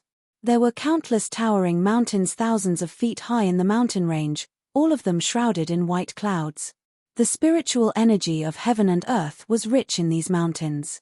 There were countless types of spiritual flowers and plants in the dense forest. Demon beasts also gathered in large groups and ran amok. The little black dragon flew over the peaks of the mountains, its speed as fast as lightning. Although there were many demon beasts and birds in the sky, they were all intimidated by the dragon's aura and didn't dare to approach. Ji Tianxing and the other two stood on the black dragon's back and looked down at the boundless mountain range below. They could feel the vast and ancient aura that assaulted their senses. Of course, they would also occasionally see a few adventurer groups in the mountains. They were harvesting spirit herbs or hunting demon beasts. As time passed, the little black dragon continued to fly into the depths of the mountains. The world became more and more vast and the mountains became more and more steep. There were more and more demon beasts in the mountains, and they were also more powerful. There were also fewer and fewer adventurers exploring the mountains. The day quickly passed. When night fell, the world was shrouded in darkness. There was no moon in the night sky. The little black dragon had already flown 10,000 miles, carrying the group into the depths of the mountains. In the middle of the night, the little black dragon was flying over a mountain thousands of feet high. A ball of dazzling golden light suddenly lit up the summit of the mountain. A golden silhouette as large as a palace shot into the sky like a bolt of lightning, hurtling toward the little black dragon. Ji Tianxing and the other two were immediately alerted. They turned their heads and saw that it was a massive golden eagle. This golden eagle was as large as a palace and its wingspan was 100 meters. Its appearance was incomparably majestic, unlike that of an ordinary demon beast. Ji Tianxing immediately recognized it. It was an adult blazing golden eagle, a demon beast with a top-tier bloodline. Its strength had reached the 3rd level of Heaven Origin stage. No wonder it dares to attack us. Ji Tianxing coldly snorted and was about to strike and kill the eagle. However, Shi Zhongjian was even faster than him. His figure flashed and turned into a golden stream of light, rushing towards the flaming golden eagle. Vile beast, how dare you attack a black dragon? You're courting death. He was currently infatuated with the little black dragon and cared for it 100 times more than a lover. How could he allow a demon beast to attack the little black dragon? He angrily roared and his body shone with golden light, forming a pair of golden wings. He unsheathed the golden sword on his back with both hands. Sky Lion's sacred sword. Shi Zhongjian angrily roared and wielded the golden sword with both hands. He unleashed his full strength and slashed out a 100-meter-long golden sword. This was his secret sword technique of the Golden Lion tribe, one of his trump cards. The sword seemed to be able to split the heavens and earth. It was somewhat similar to Ji Tianxing's Metal Emperor Slash. Its power was comparable to that of a 5th-level Heaven Origin stage cultivator. The blazing golden eagle pounced toward the little black dragon. It was too fast for it to dodge even when it sensed something was wrong. Peng! The gigantic golden sword that could split heaven and earth struck the flaming golden eagle, causing an earth-shattering boom to erupt. Immediately, the majestic blazing golden eagle was cleaved in half by the enormous golden sword. Blood splattered everywhere. The enormous golden sword didn't lose any of its power. It continued to strike the mountain below. Chapter 952. The ferocious flaming golden eagle was slain by Shi Zhongjian before it could even touch the little black dragon. There was also a 10,000-meter tall mountain that was cleaved in half by his sword. Ji Tianxing and Ji Ku raised their eyebrows at this scene. A hint of surprise flashed through their eyes. I didn't expect this guy to be so powerful. It's actually comparable to the full-powered attack of a 5th-level Sky Origin stage cultivator. The Golden Lion clan's secret sword techniques are truly extraordinary. Ji Tianxing nodded his head slightly and exclaimed. Ji Ku chuckled and said, he's so infatuated with the little black dragon. It's like he's fallen in love with a beauty at first sight. That flaming golden eagle tried to attack the little black dragon. How could it have ended well? The little black dragon said sullenly, "Cuckoo, don't make it sound so mushy. I don't even want to carry him anymore." Ji Ku wanted to laugh but held back. Ji Tianxing didn't know whether to laugh or cry.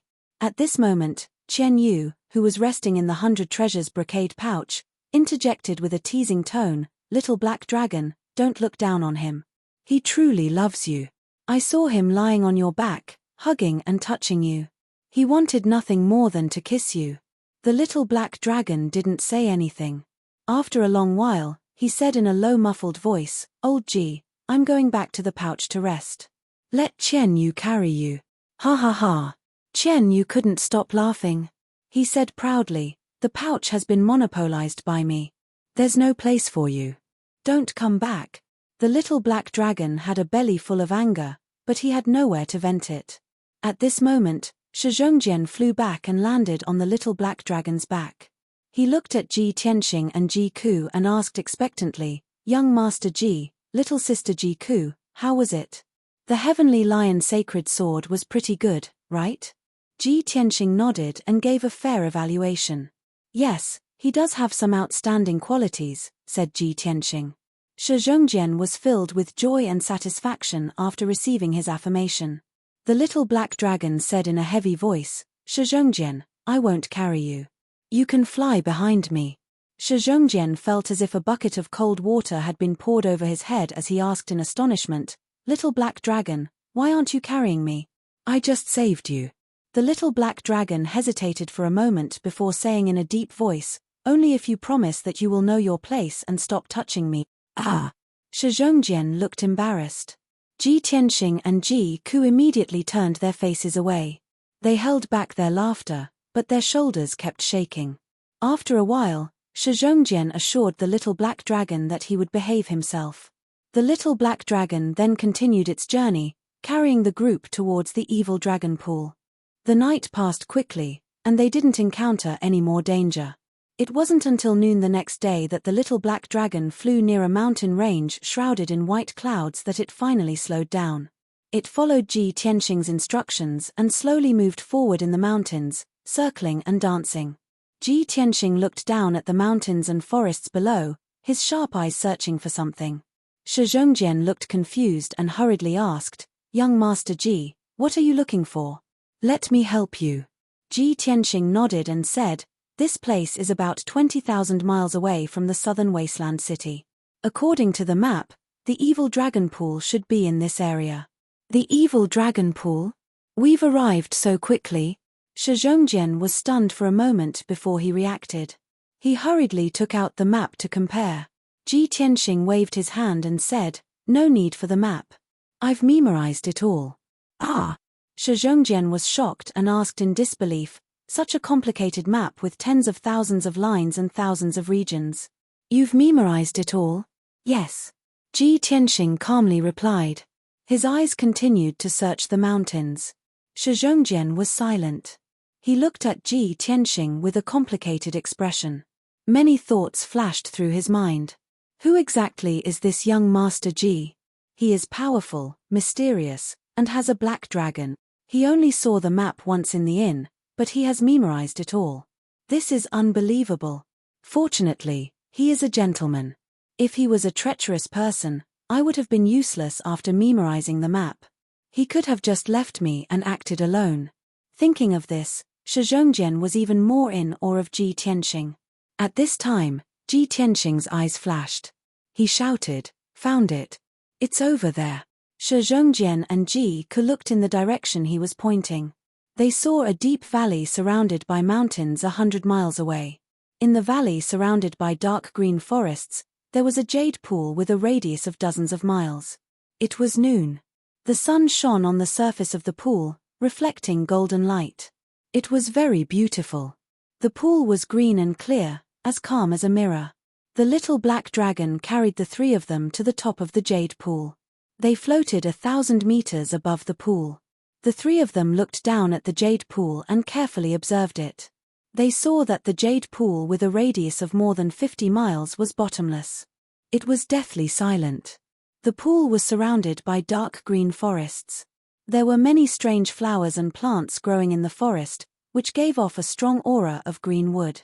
However, the forest was also silent. There were no traces of demon beasts.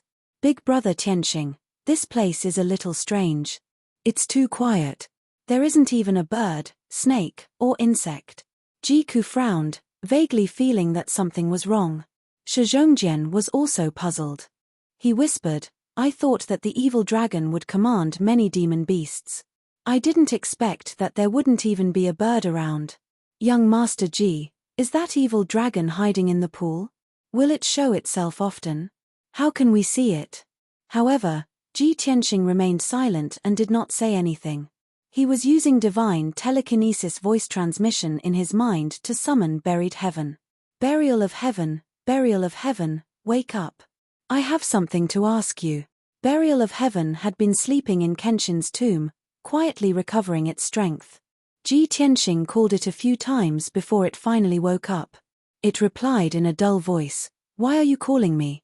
Ji Tianxing quickly explained, "Burial of heaven, I have entered the great swamp of the southern wasteland. I have asked around. There are 3 very strange places where there have been strange phenomena. Maybe we can find some clues there. This is one of the 3 places, called the Evil Dragon Pool. It is said that there is an evil dragon hiding there." He told them the legend of the Evil Dragon Pool. After listening, Burial of Heaven asked calmly, "What is the relationship between the evil dragon and my original form, the broken sword?" Ji Tianxing thought for a while and analyzed, "Burial of Heaven, your original form, the broken sword, is a divine sword. A divine sword is different from an ordinary sword. After sleeping for 1,000 years, it is very likely that it has gained some intelligence. If the broken sword fell into this pool, after 1,000 years, it could absorb the spiritual energy of heaven and earth. Maybe it could recover some of its strength. If the broken sword flew up to the sky, it might show some earth-shattering phenomena, causing the heaven and earth to change. Ordinary people are ignorant and don't dare to come close to check. They only see it from afar and mistakenly think that the evil dragon is causing trouble. Therefore, people believe the rumors and believe that there is an evil dragon here." Chapter 953. Although the broken sword was Burial of Heaven's original body, it had been thousands of years ago. However, the broken sword had been lost for thousands of years. Buried heaven had no idea what the broken sword looked like now. It thought about it carefully and felt that Ji Tianxing's guess was reasonable. It wasn't impossible. Ji Tianxing flew above the lake of jade and observed it closely. He asked Burial of Heaven, "Can you sense the aura of the original body of the divine sword?" Burial of Heaven sensed for a while and said in a low voice, "I can't." Ji Tianxing frowned and muttered doubtfully, "Is it because you can't sense the aura of the divine sword, or is the divine sword not here at all?" Burial of Heaven was silent and didn't answer. After all, thousands of years had passed. Everything would change. Things that were once familiar would become unfamiliar and unknown. Ji Tianxing didn't say anything else. He released his spiritual sense into the lake and began to search carefully. In the sky, Shi Zhongjian and Ji Ku also flew to the surface of the lake and spread out to search. Although the legend said that the evil dragon was very fierce and had the power to summon the wind and rain, the people didn't fear it. However, the 3 of them were not afraid at all. Instead, they were very interested and couldn't wait to find that evil dragon. Ji Tianxing wanted to find the evil dragon because he wanted to see if it was related to the divine sword. Shi Zhongjian wanted to see the evil dragon because he still remembered Ji Tianxing's words. He wanted to subdue the evil dragon. Unfortunately, the 3 of them spent 2 hours searching around the Lake of Jade several times, but they didn't find any trace of the evil dragon. Not to mention the evil dragon, the 3 of them didn't even find a small fish or a small shrimp. This Lake of Jade was like a pool of stagnant water. There were no living things at all. The 3 of them gathered together and began to discuss countermeasures. "Young Master Ji, what should we do?" "Big Brother Tianxing, do you have any ideas?" Shi Zhongjian and Ji Ku both looked at Ji Tianxing with anticipation in their eyes. Ji Tianxing frowned and thought for a while. He analyzed, according to the past, the evil dragon doesn't show up often. It only comes out every few years to stir up trouble. If we don't have heaven-defying luck, we won't encounter it on its own. Therefore, we can only think of a way to make some noise and force it to show itself. Ji Ku vaguely understood what he meant and nodded in agreement. Shi Zhongjian was at a loss and asked, "How do we force it out?" Ji Tianxing didn't answer. Instead, he revealed a playful smile and slowly raised his right palm to slap the pool. A huge golden palm shadow that was as big as a house appeared. It erupted with an earth-shattering might as it slapped the surface of the water with a bang sound. Instantly, a muffled sound spread over a radius of 100 miles, reverberating fiercely between the mountains. A huge crater appeared on the calm surface of the water. Huge waves that were 100 meters high were stirred up, and water splashed everywhere. Such a huge commotion was enough to alarm everyone within a radius of 100 miles. Seeing this, Shizhongjian suddenly understood. He waved his palms and unleashed a golden light, using his secret technique. I see. Young Master Ji, watch my ultimate move. As he spoke, he activated his vast and mighty true essence and condensed it into a pair of huge golden claws that were as big as a palace. He slapped the water fiercely. Sky-seizing claw. Bang bang. The two huge golden claws created two huge craters on the surface of the water. Water splashed everywhere and huge waves splashed everywhere. Then, Shizhongjian manipulated the two huge claws and quickly stirred them in the water. Suddenly, the entire lake of jade boiled. The water in the lake surged violently, creating layers of huge waves. As the two huge claws moved faster and faster, a huge whirlpool appeared in the middle of the lake. After 100 breaths, the whirlpool expanded to a radius of 15 miles, occupying almost half of the lake. The entire lake was stirred up by Shizhongjian. Huge waves that were hundreds of meters high were stirred up, crazily washing the forests and mountains around the lake. Shizhongjian stopped and smiled proudly. Young Master Ji, even if the lake is 1,000 meters deep, as long as the evil dragon is hiding at the bottom of the lake, it will definitely be awakened. Ji Tianxing stared at the lake for a while and did not see the evil dragon. He could not help but sigh. Unfortunately, the lake is more than 1,000 meters deep. It's like a bottomless well. Shizhongjian was unwilling to give up. He stared at the lake with his eyes wide open and prayed silently in his heart. Soon, 15 minutes passed.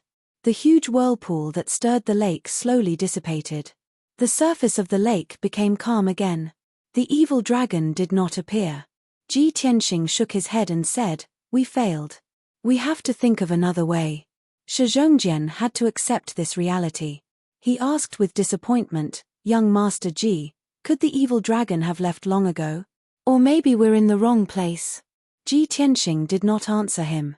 He frowned and thought for a while. Then, he said in a low voice, "Let's try another method.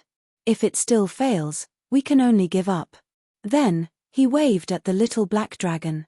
The little black dragon immediately understood. It swooped down from the sky and stopped on the surface of the lake. Then, it opened its huge dragon mouth and let out an earth-shattering dragon roar at the lake. Roar. The little black dragon used all its power to let out a dragon roar. It was full of energy and shook the 9 heavens. The entire pool was shaken to the point where the water in the pool was surging like boiling water. The mountains around the pool also trembled a few times. Shizhongjian's eyes lit up. He said excitedly, "Haha, this method is too wonderful. No matter how deep the evil dragon is hiding, it will definitely appear when it hears the roar of its own kind." After he finished speaking, he looked at the pool expectantly like Ji Tianxing. Ji Ku also stared at the lake. He clenched his fists tightly and his heart was filled with anticipation. Unknowingly, 100 breaths of time passed. The dragon roar that reverberated through the mountains gradually dissipated. The lake also calmed down. However, the evil dragon still did not appear. The anticipation and hope in the eyes of the 3 people gradually dissipated and was gradually replaced by disappointment.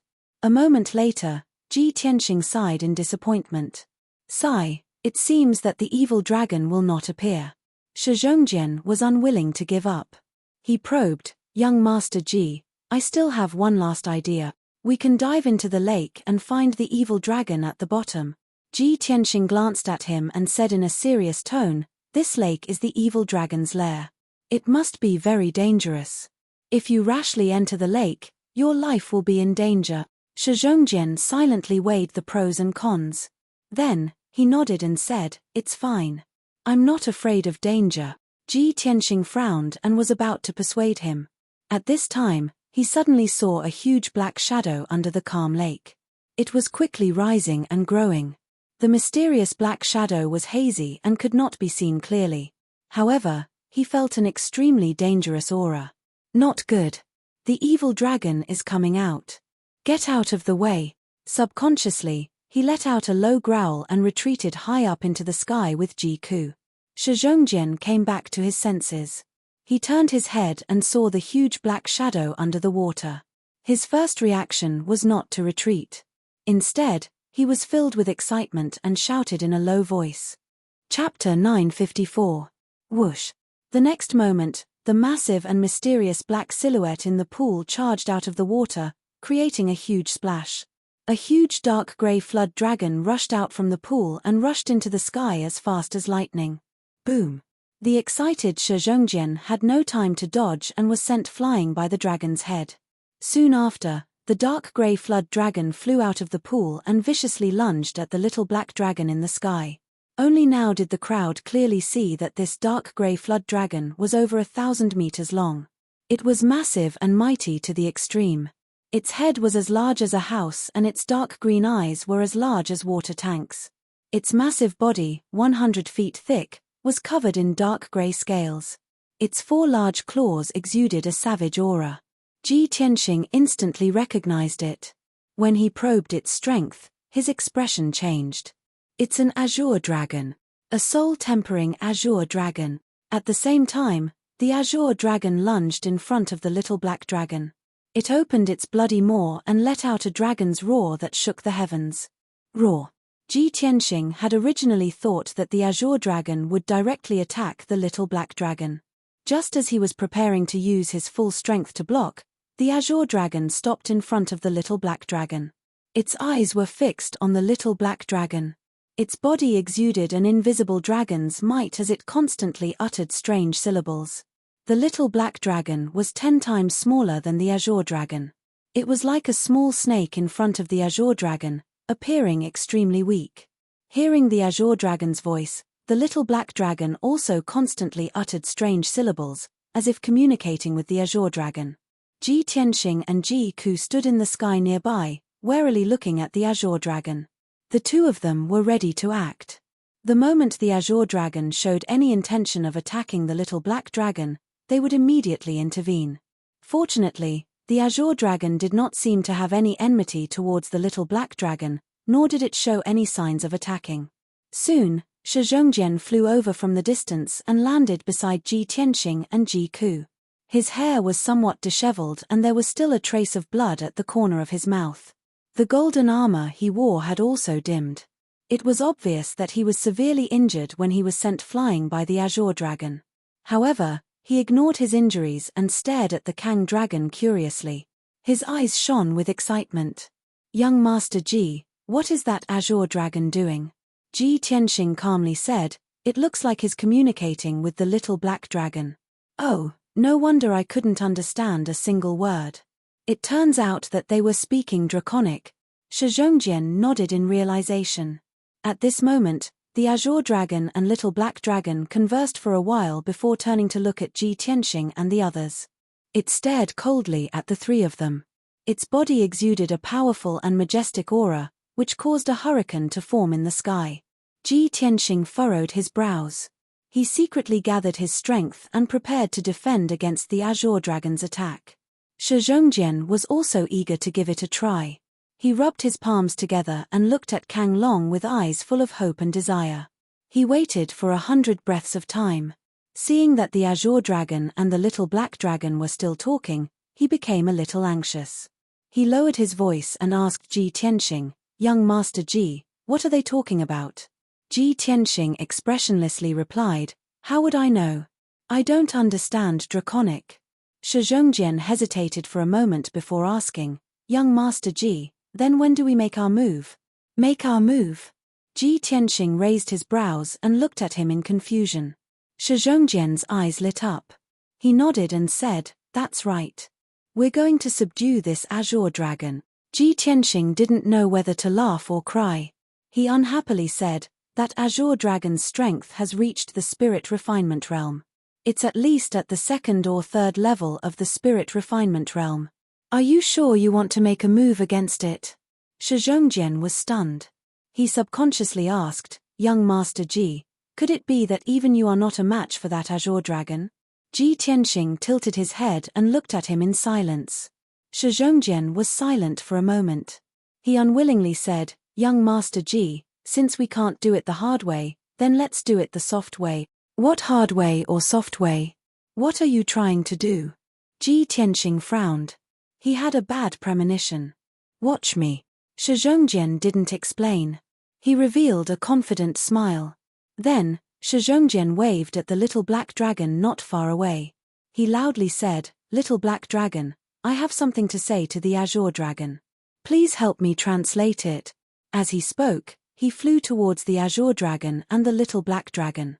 Ji Tianxing sensed that something was wrong. He worriedly said, "Lion, don't do anything rash. That azure dragon is not a kind creature." Shi Zhongjian waved his hand at him and said with a smile, "Young Master Ji, don't worry. I won't make a move against it. I'll have a good talk with it." Ji Tianxing was full of helplessness. He just wanted to roll his eyes at him. Jiku didn't know whether to laugh or cry.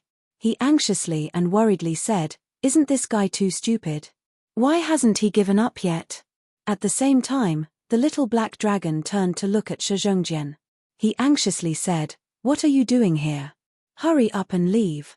If I hadn't persuaded the azure dragon, it would have already attacked you." Shi Zhongjian didn't care. He excitedly flew to its side and looked at the azure dragon expectantly. "Hello, azure dragon. My name is Shi Zhongjian. I'm a prince of the Golden Lion clan and the second disciple of the Hidden God sect. I've always yearned to be a flood dragon since I was young." Shi Zhongjian revealed a sincere smile. He sincerely introduced himself to the azure dragon and blabbered on and on. However, the azure dragon looked down at him from above. Its large eyes were as cold as ice. There was no emotion in them. After Shi Zhongjian finished speaking, he hurriedly said to the little black dragon, "Little black dragon, hurry up and translate it for me." The little black dragon revealed a helpless expression. He hurriedly shouted to Ji Tianxing, "Old Ji, hurry up and send this idiot back. I've already asked clearly. The azure dragon has nothing to do with what we're looking for. Moreover, the azure dragon told us not to disturb its cultivation. It told us to hurry up and leave. Otherwise, it won't be polite." After saying this, he added in a serious tone, "This azure dragon is extremely vicious and violent. For hundreds of years, it has wreaked havoc in a radius of 5,000 kilometers. It has swallowed and killed at least 10,000 people." Ji Tianxing nodded. He solemnly shouted to Shi Zhongjian, "Lion, hurry up and come back. This azure dragon is an evil dragon. It has the strength of a spirit refinement realm cultivator. There's no way it can be tamed by you. Give up." Shi Zhongjian repeatedly shook his head. He said in a pleading tone, "Young Master Ji, please let me try. Just treat it as fulfilling a wish of mine. If I miss this opportunity, I'll regret it for the rest of my life." Ji Tianxing considered this for a moment. He helplessly nodded and said, "All right. Then be careful." The little black dragon had nothing to say. It could only translate Shi Zhongjian's words to the azure dragon in the dragon language. After the azure dragon heard this, it coldly stared at Shi Zhongjian. It slowly extended a front claw toward him. Shi Zhongjian's spirits were immediately lifted. He excitedly welcomed the azure dragon's claw with open arms. Chapter 955. Bang! Shi Zhongjian was sent flying by the azure dragon's claw. He spat out a mouthful of blood and fell into the pool. However, he did not seem to feel pain as he hurriedly crawled out of the pool and flew back to the azure dragon. He shouted with an aggrieved expression, "Hey, you despicable fellow. I was so kind to you, but you actually treated me like this. You really don't know how to appreciate kindness." Then, he hurriedly waved his hand at the little black dragon and said, "You don't have to translate this sentence." Everyone was speechless. Shi Zhongjian wiped the blood from the corner of his mouth and circulated his energy to suppress his injuries. He continued to speak to the azure dragon, "Azure dragon, I invite you to leave this lousy pool with utmost sincerity. This place is too desolate. You must be bored and lonely here, right? Moreover, this place is very barren and scarce in resources. You have no future in cultivating here. Come back to the divine hidden sect with me. Our sect is very powerful and has abundant resources. We also have all sorts of ancient secret treasures and ultimate techniques. I guarantee that your strength will increase by leaps and bounds. Moreover, We can confer you the title of Divine Guardian Beast and give you the highest status and treatment. Think about it carefully." After speaking, Shizhongjian looked at the little black dragon expectantly and said, "Little black dragon, quickly translate for him." The little black dragon hesitated for a moment and looked at Ji Tianxing's expression. Seeing that he did not stop it, it spoke to the azure dragon in the dragon language. The azure dragon was still expressionless after hearing it. Its eyes were as cold as ice. It once again stretched out its huge dragon claw and slowly extended it towards Shizhongjian. Shizhongjian's eyes lit up with the flames of hope. He looked at the azure dragon expectantly and asked, "Azure dragon, do you feel my sincerity? I'm inviting you with all my heart." Before he could finish speaking, the huge dragon claw swept towards him again. Bang! Shizhongjian was once again sent flying by the azure dragon's claw. He drew an arc in the air and fell towards the water in the distance. This time, his injuries were even more severe. The golden armor he was wearing was shattered, and his golden hair was scattered all over his body. While he was still in the air, he spat out a mouthful of blood and splashed it onto the water. Splash! Shizhongjian fell into the pool and sank to the bottom of the pool in a daze. It took him quite a while to wake up. He forced his heavily injured body to fly out of the pool, swaying as he flew back into the sky. Ji Tianxing and Ji Ku couldn't bear to see him in such a miserable state and hurriedly tried to dissuade him. "Lion, don't be stubborn. Come back quickly. If you take another 2 hits, you'll be dead." "Shizhongjian, can you not be so naive? The dragon race is proud, especially when this azure dragon is at the soul refinement realm. How could it possibly leave with you?" Shizhongjian turned to look at the two of them and bowed. "Young Master Ji, little sister Ji Ku, thank you for your concern. I know that my thoughts and actions may seem foolish to you. But this is my long-cherished wish and dream. In order to realize this dream, I am willing to give up everything. Even if my dream is unreachable, I will fight for it with all my might. If I don't even dare to try, then what difference am I from a salted fish?" Ji Ku was startled. He frowned and said, "This guy. What he said seems to make sense." Ji Tianxing sighed helplessly and said, "Forget it, let him go. Even if we persuade him to come back, he won't give up." He had already mentally prepared himself. Even if Azure Dragon was enraged and wanted to kill them, he was confident that he could stop Azure Dragon and bring everyone to escape safely. At this moment, Shizhongjian swayed as he flew back to Azure Dragon. He forced himself to support his heavily injured body and stubbornly looked at Azure Dragon. He said sincerely, "Azure Dragon, although you've reached the soul refinement realm, you've cultivated for hundreds and thousands of years to have such powerful strength. But I'm different. I can reach your current strength in at most 20 years. I know you look down on me and think that I'm weak and unworthy to be your companion. But as long as you're willing to return to the sect with me, I can catch up to you and even surpass you in at most 20 years. What future do you have in the great swamp of the southern wasteland? Can you reach the primordial spirit realm? Can you have a chance to touch the legendary heavenly tribulation? Only by following me will you have a chance and hope. I'll treat you like a lover and take good care of you. I'll live and die with you and share trials and tribulations with you." Ji Tianxing and Ji Ku frowned, not knowing whether to laugh or cry. The little black dragon couldn't help but mutter, "Azure Dragon is a man. Are you courting death?" Shizhongjian's expression was solemn as he said these words. He had the little black dragon translate them again. Kang Long finally frowned after hearing the story. His icy eyes flickered with a sharp glint. But this time, it didn't reach out with its dragon claws.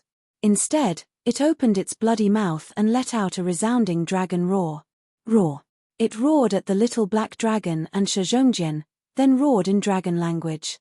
The little black dragon immediately lowered its head and circled around Azure Dragon, explaining in dragon language. After saying this, it didn't care whether Shizhongjian agreed or not. It grabbed Shizhongjian with its dragon claws and flew toward Ji Tianxing and Ji Ku. "Old Ji, Azure Dragon is angry. It wants us to leave immediately, or it'll start a massacre. It hasn't attacked for my sake, but its patience has reached its limit. Ji Tianxing frowned as he silently weighed the pros and cons. This azure dragon has nothing to do with the divine sword. I don't need to waste time here.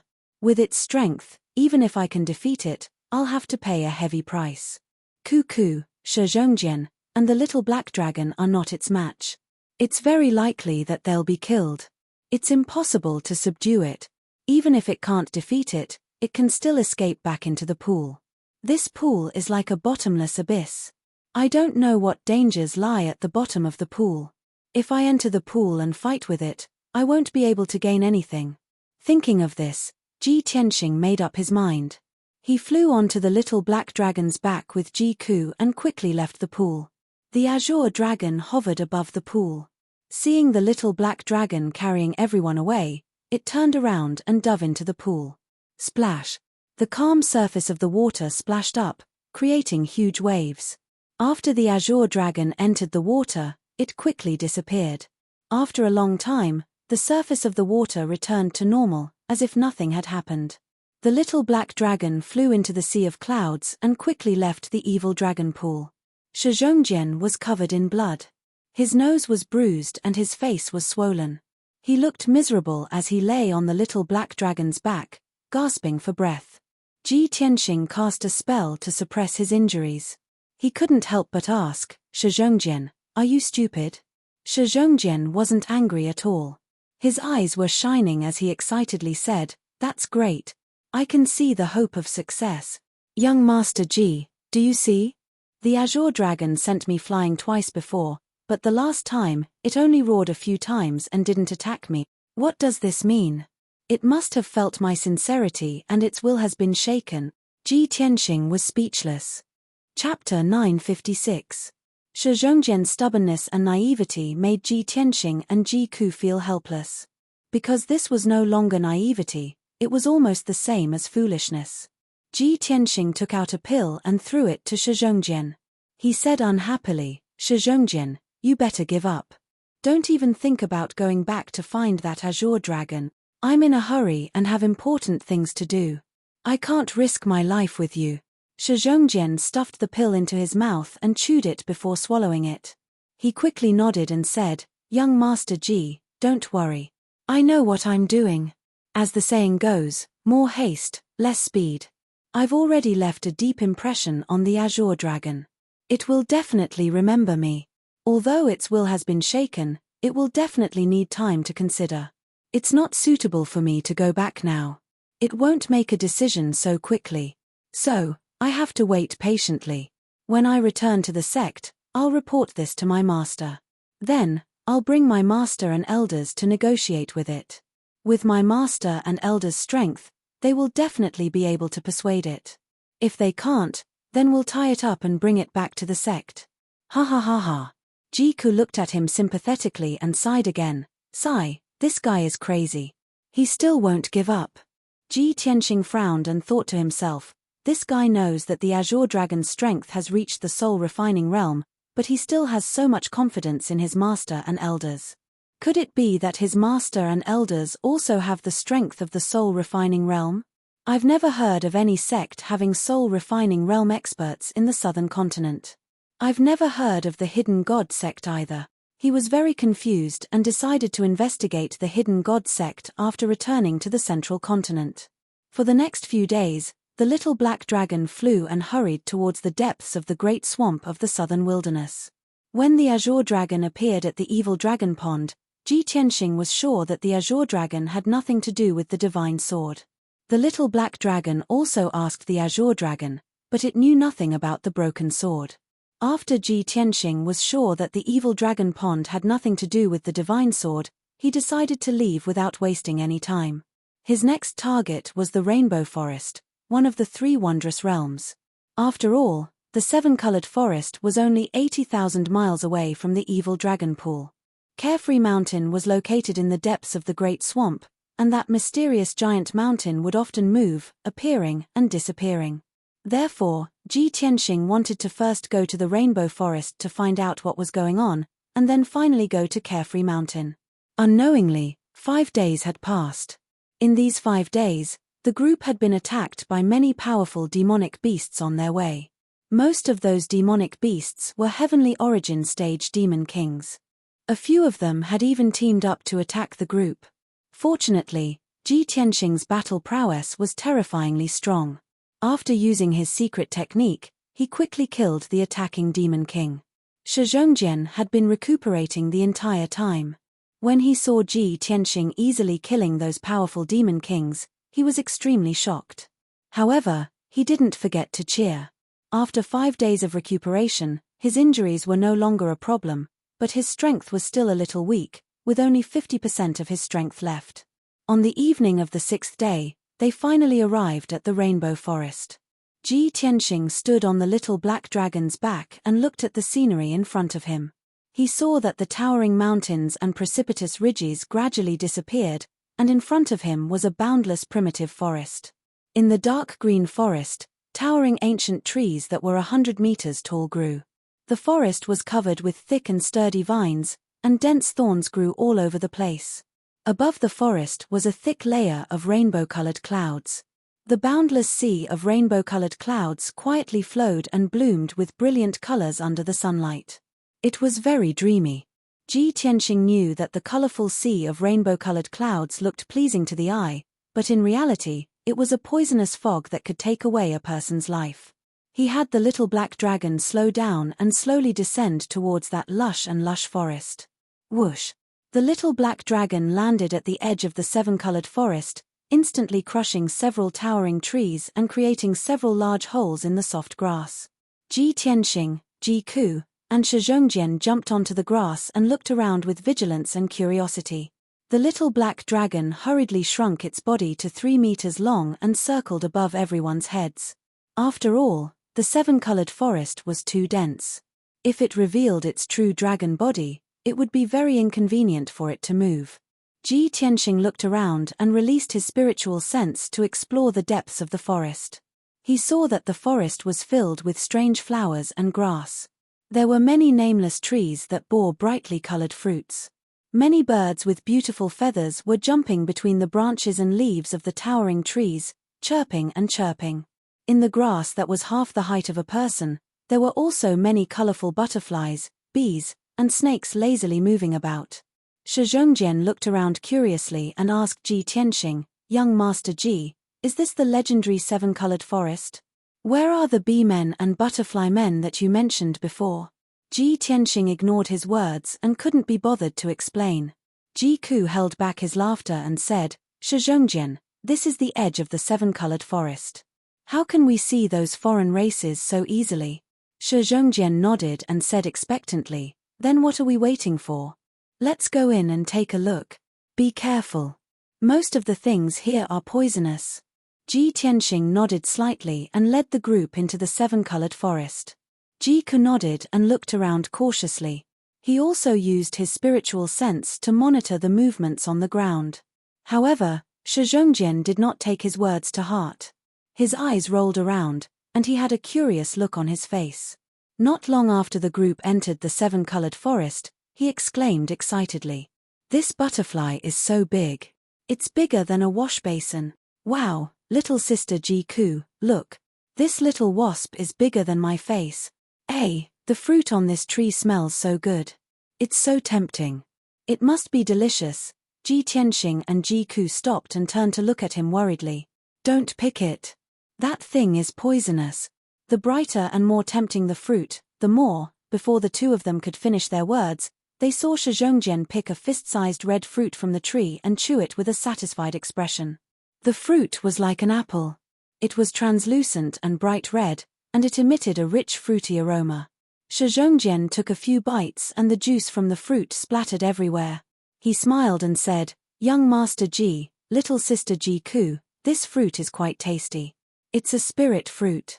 You should try it too." Ji Tianxing frowned and waved his hand, sending out a beam of spiritual light and snatching the fruit from his hand. "Oh!" Shi Zhongjian was stunned. He scratched his head awkwardly and said, "Young Master Ji, if you want to eat it, you can pick it yourself. I've eaten this before. Don't you think it's dirty?" Ji Tianxing ignored him. He held the half-eaten fruit in his right hand and circulated his true essence golden light to absorb the fruit's energy. After a few breaths, the fruit became as shriveled as a pine cone. The golden light in his palm was wrapped in a 5-colored liquid that was violently corroding the true essence golden light. There was no doubt that the 5-colored liquid was highly poisonous and had a strong corrosive power.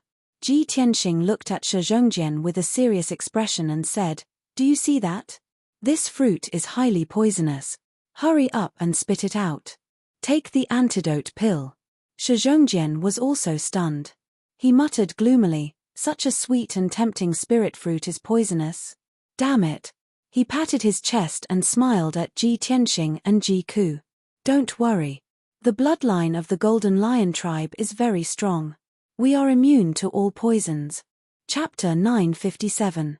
In just a few short breaths, Shi Zhongjian's entire face was as red as blood, and his lips were swollen like sausages. Fortunately, he did not continue to foam at the mouth, nor did he faint on the spot. He staggered back to Ji Tianxing and Ji Ku's side, muttering in confusion, "This shouldn't be. Our Golden Lion tribe's bloodline has always been immune to all poisons. Could it be that I've encountered the 101st poison?" Ji Ku could not help but roll her eyes. She said exasperatedly, "Shi Zhongjian, can you not be so reckless at a time like this? Can you stop causing trouble for Big Brother Tianxing?" Shi Zhongjian hurriedly smiled and nodded. "Little sister Ji Ku is right. I was too reckless and careless. But don't worry, I won't cause trouble for young Master Ji." Ji Tianxing could not be bothered to talk nonsense with him. He took out an antidote pill from his interspatial ring and handed it to Shi Zhongjian. "Shi Zhongjian, take this antidote pill and circulate your cultivation for an hour." Shi Zhongjian hurriedly shook his head and refused. "Young Master Ji, there's no need to go through so much trouble. I don't need a pill to expel the poison." Ji Tianxing frowned and took back the antidote pill. He asked, "How do you feel now? Is your life in danger?" Shi Zhongjian shook his head again and smiled. "Other than my face being a little hot and my head being a little dizzy, I don't feel anything special." Then, he sat cross-legged on the ground and clasped his hands together. He used the Golden Lion tribe's secret technique to expel the poison. His entire body surged with golden light. There was a mysterious and powerful energy coursing through his meridians, faintly emitting the sound of wind and thunder. In a short 100 breaths, Shi Zhongjian finished circulating his cultivation. He opened his mouth and spat out a cloud of 7-colored mist. Then, his complexion returned to normal. The poison in his body had also been expelled. Only his lips were still swollen. They looked like 2 red and shiny sausages. They looked particularly comical. Shi Zhongjian crawled up from the ground and gave Ji Tianxing and Ji Ku a smug smile. He clapped his hands and said, "All right, I'm fine now. You got rid of the poison so quickly?" Ji Ku looked at him in surprise. She was quite surprised. Ji Tianxing was no longer surprised and finally believed what he had said. The Golden Lion clan's bloodline could indeed resist poison.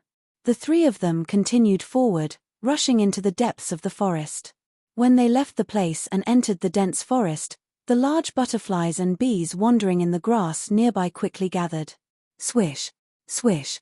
Colorful spiritual light flashed, and the butterflies and bees that were the size of wash basins all transformed into tiny figures that were 1 meter tall. There were butterfly people with large butterfly wings and colorful dresses. There were also bee people with bee wings and dark golden robes. These little people were all about 1 meter tall, and their limbs and facial features were similar to humans. They looked delicate and beautiful, and smart and cute. They gathered together and looked in the direction where Ji Tianxing and the other 2 had left, whispering to each other. The language spoken by these little people was very special. It was a language unique to their race. Moreover, when they were whispering to each other, their colorful eyes flashed with cold light and sneers that harbored evil intentions. Ji Tianxing and the other 2 walked through the forest for 2 hours, covering a distance of more than 150 kilometers. At this time, they had already entered the rainbow forest. The forest was dark and filled with towering trees and shrubs. Above everyone's heads were lush branches and leaves, and above the forest were thick colorful clouds. Even the sun couldn't shine through. At this time, the sound of flowing water came from the depths of the forest in front of them. There was also a clear and melodious song. Ji Tianxing and the other two looked at each other, and a look of anticipation appeared in their eyes. They said excitedly, "We're finally here. Are those little fairies singing? That's great. We'll see those little fairies soon. Be careful. We can't be careless. After all, we don't know if those little fairies are good or evil." Ji Tianxing reminded Ji Ku and Shi Zhongjian. Then, he quickly increased his speed and rushed forward. After a while, the three of them arrived at a clear stream. This was a stream about 20 feet wide. It flowed through the forest, and the water was so clear that one could see the bottom. The bottom of the stream was covered with white pebbles and river sand. Many finger-long fish could be seen swimming in it. Two little people, each 1 meter tall, were playing happily in the stream. They were laughing cheerfully and singing melodious songs. One of the two little people was a butterfly person with wide wings. This was a girl with purple curly hair. Her facial features were very delicate, and her colorful eyes were very special. They revealed an intelligent and lively light.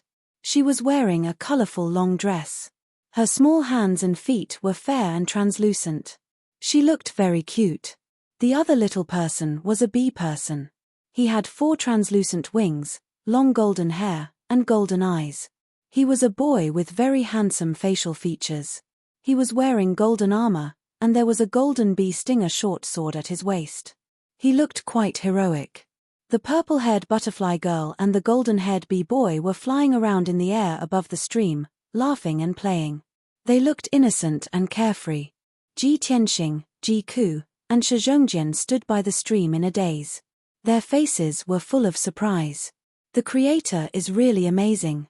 There's actually such a strange race in the world, and they're so exquisite and perfect. It looks like the human race isn't favored by the heavens. Wow, what a cute butterfly person and bee person. They're so handsome and beautiful. They're like the fairies in the legends. They're carefree, innocent, and cute. Master is right. The outside world is indeed colorful. I didn't expect to see so many magical scenes on my first adventure. This is a beautiful scene that I haven't seen in the history books. At the same time, the butterfly girl and bee boy noticed the arrival of the three of them and immediately stopped. They weren't frightened by the 3 uninvited guests. Instead, they looked happy and sized up the 3 of them with bright eyes. The 2 of them hesitated for a moment, then flew toward Ji Tianxing and the others. They said in unison with smiles on their faces, "Harukli, Luya, aren't you, Ji Tianxing and the others looked embarrassed. They didn't understand what they were talking about.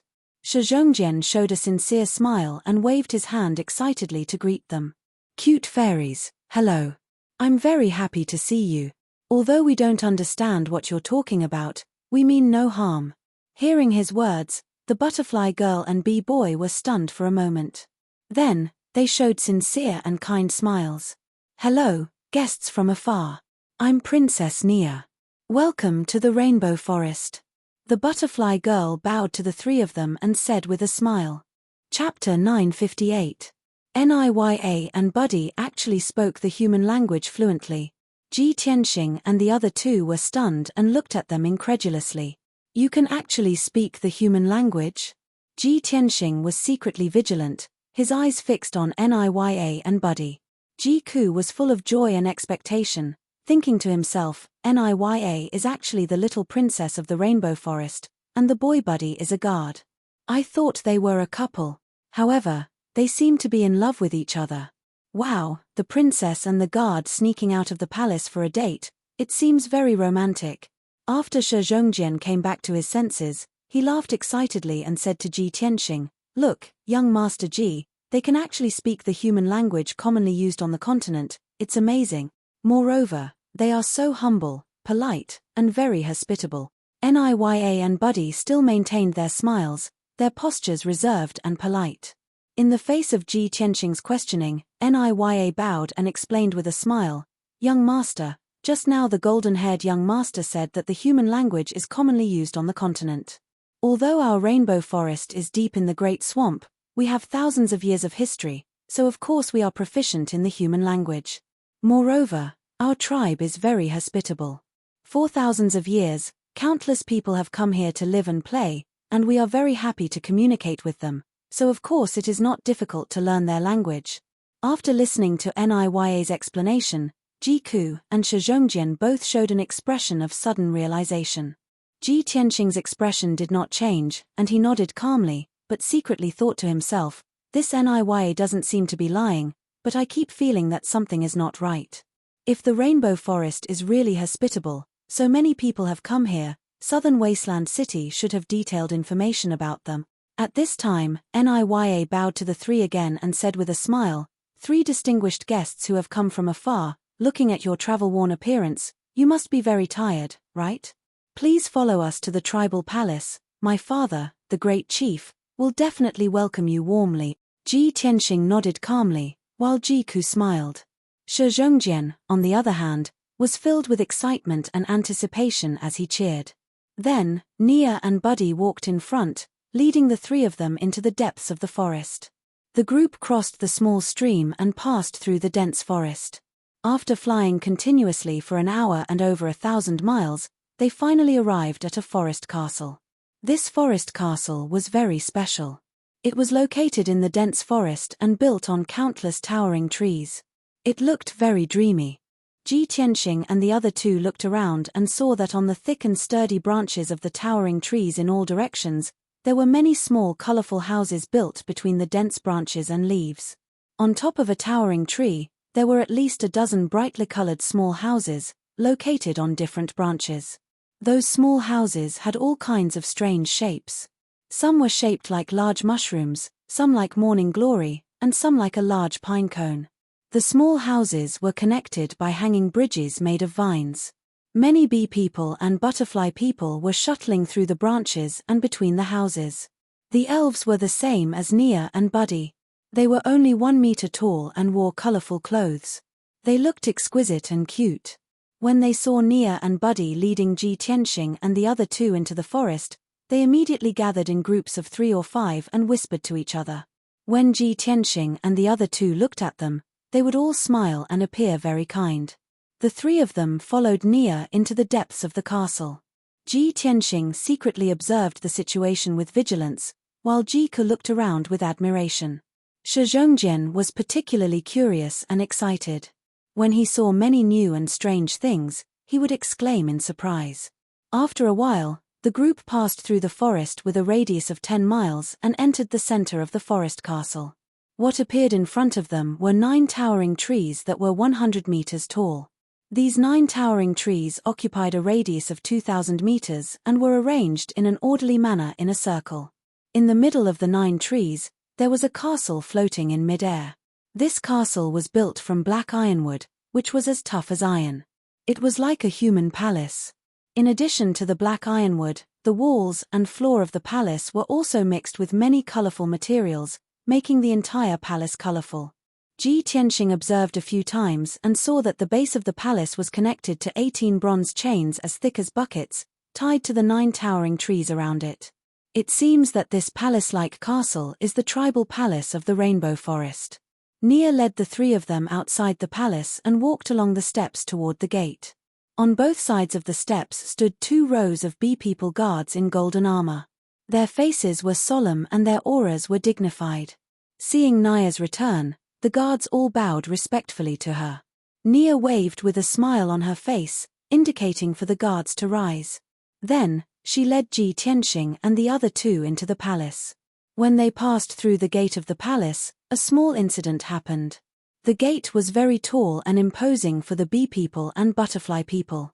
In fact, the gate was only 2 meters tall.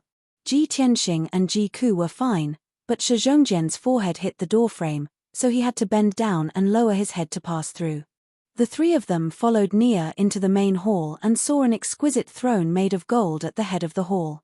On the wide throne sat a bee person wearing a golden robe and a jeweled crown. He was a middle-aged man about 1 meter tall. His cheeks were long and narrow, his aura was dignified, and his eyes were very sharp. He held a dark golden scepter in his hand and looked at Ji Tianxing and the other two with a dignified gaze. There was no doubt that this ferocious-looking bee person was the chief of the Rainbow Forest tribe. What surprised Ji Tianxing was that this B-person chief's strength had reached the second level of the spirit refinement realm. Nia walked to the middle of the hall and stood still. She bowed to the chief and said, "Chief, Nia met these 3 guests at the edge of the rainbow forest.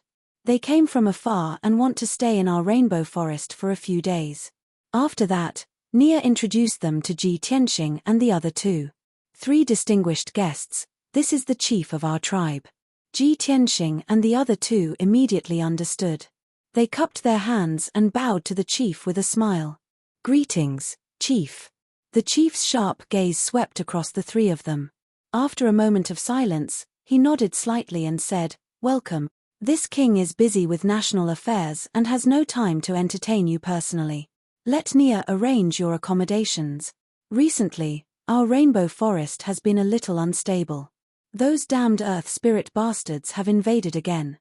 After the 3 of you have settled down, please don't move around so as to avoid being attacked by the earth spirit."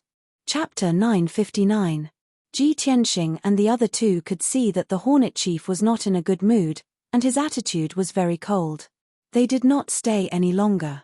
After bowing to the chief and bidding him farewell, they left the hall with Nia. Nia led the 3 of them out of the palace and into the forest at the edge of the palace. She arranged accommodations for the 3 of them, placing them on different big trees. Ji Tianxing's small house was located on a huge iron pear tree to the east of the palace. Ji Ku lived on a laurel tree to the south of the palace, more than 1,000 meters away from him. Shi Zhongjian was arranged to live on the west side of the palace, far away from Ji Ku and Ji Tianxing. Ji Tianxing vaguely felt that something was wrong, so he asked Nia, "Princess Nia, why did you arrange it like this? I hope you can arrange accommodations for us again. The 3 of us have to live next to each other so that we can take care of each other." Nia explained apologetically, "I'm very sorry. Our tribe did not build guest rooms for guests, and we rarely have guests. These 3 rooms were vacated by the people of the tribe. They are relatively close to the palace, and not far from each other. If we change to another room, we will be further away. Please forgive us." Since Nia explained it this way, Ji Tianxing could not say anything more. Ji Ku and Shi Zhongjian did not feel that there was anything wrong. After thanking Nia, they went to their respective rooms. Ji Tianxing also entered the small house and settled down. This small house was only 10 meters square, like a big mushroom in the middle of the tree branches. There was a bedroom, a living room, and a study in the house, and the decorations were clean and tidy. Unfortunately, the room was too small and too short. Ji Tianxing could only walk around with his back bent. The bed in the bedroom was even smaller, and there was no way to sleep at all. He could only sit cross-legged on the bed, silently circulating his energy to regulate his breathing. Soon, night fell. The rainbow forest became dark and very quiet. Only the sound of insects could be heard in the forest. It was quiet all around. On the big trees in the forest, there were lights shining between the branches and leaves. Not far away, the palace was also lit up. Ji Tianxing sat on the small wooden bed and recalled what had happened during the day. He felt that something was wrong. But after thinking about it for a while, he couldn't figure out what the problem was. Those little elves look very friendly and passionate. I hope I'm just overthinking things. He reined in his thoughts and released his spiritual senses to probe Ji Ku's room. He wanted to see how Ji Ku was doing. However, his spiritual sense could only detect a radius of 1,300 meters. He was still hundreds of meters away from Ji Ku's room. After a moment of hesitation, he quietly left the room and flew 100 meters to the south. He silently landed on a big tree. At this time, his spiritual awareness could finally detect Ji Ku's room. Ji Ku's room was very quiet. She was sitting on a small wooden bed, meditating and recovering her quintessential essence. Ji Tianxing observed her for a moment. Seeing that she was fine, he was finally relieved. He retracted his spiritual sense and returned to his room, preparing to circulate his quintessential essence and cultivate.